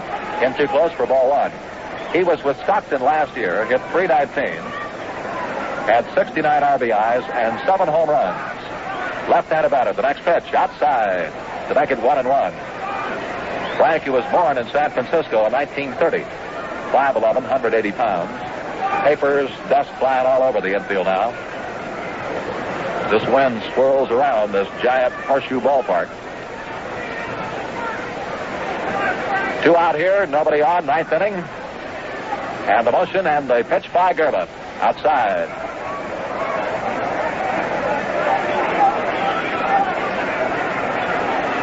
So the count has gone 3-0 on Zupo.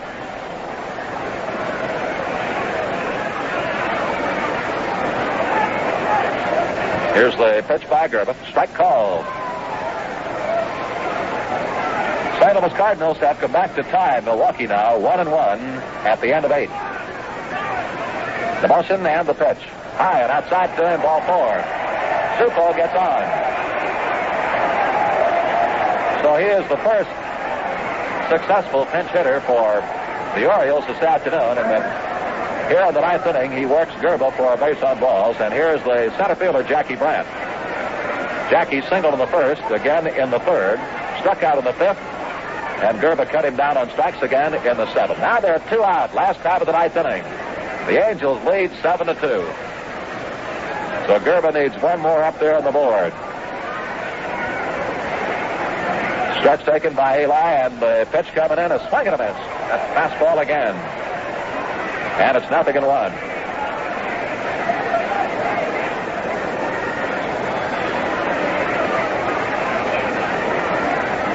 Zupo, Z-U-P-O. He is a runner at first. And the next delivery, Brandt takes strike 2 call.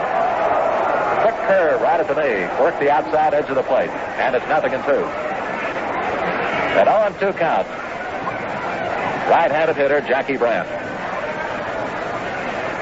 Zupo rid of his lead, and the next pitch, he just missed with it. Practically the entire Angel infield ready to come off the field. Burkell started to lead the charge from his spotted short, but it's 1 ball and 2 strikes. 1-2 count.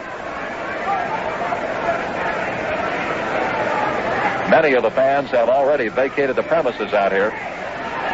Angels lead 7-2, 2 out. Here's the pitch on the way now, and it's strike 3 call. Jackie Brandt is called on his strikes. Here's Del Rice out, flips that ball to Eli Grba.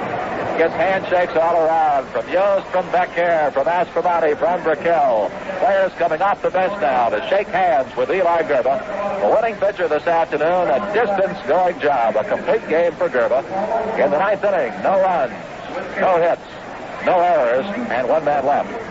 So fans, the final score of our ball game this afternoon, 2 hours, 33 minutes. in a 2-hour and 33-minute ball game, Baltimore, with the Angels leaving a total of 3 men on and Baltimore stranding 8. the winning pitcher. So for the Los Angeles Angels, the winner in this American League opener for 1961, here are the totals. The Angels, 7 runs, 6 hits, 3 errors, and 3 men left. The losing Baltimore Orioles, 2 runs, 6 hits, no errors. They stranded a total of 8 men. 2 hours and 33 minutes to complete the game. Eli Grba went all the way for the victory, and the losing pitcher, the starter for the Baltimore Orioles, Milt Pappas. Final score, the Angels 7, Baltimore 2. Los Angeles Angels baseball is brought to you by the top-selling coffee in the West. The one coffee that is mountain-grown for deep, pure flavor. And fans, when I say coffee, I mean Folgers. By Viceroy, the only cigarette with a famous deep weave filter and exclusive deep cured blend. Viceroy's got it at both ends, got the filter, got the blend. And by the brewers of light-hearted Falstaff. Light, refreshing Falstaff beer, coast to coast, America's choice for light-hearted living. Final score again, the Angels 7, Baltimore 2. Stay tuned now for exclusive post-game coverage on Angels Report following in 1 minute on the Golden West Radio Network. KMPC Los Angeles.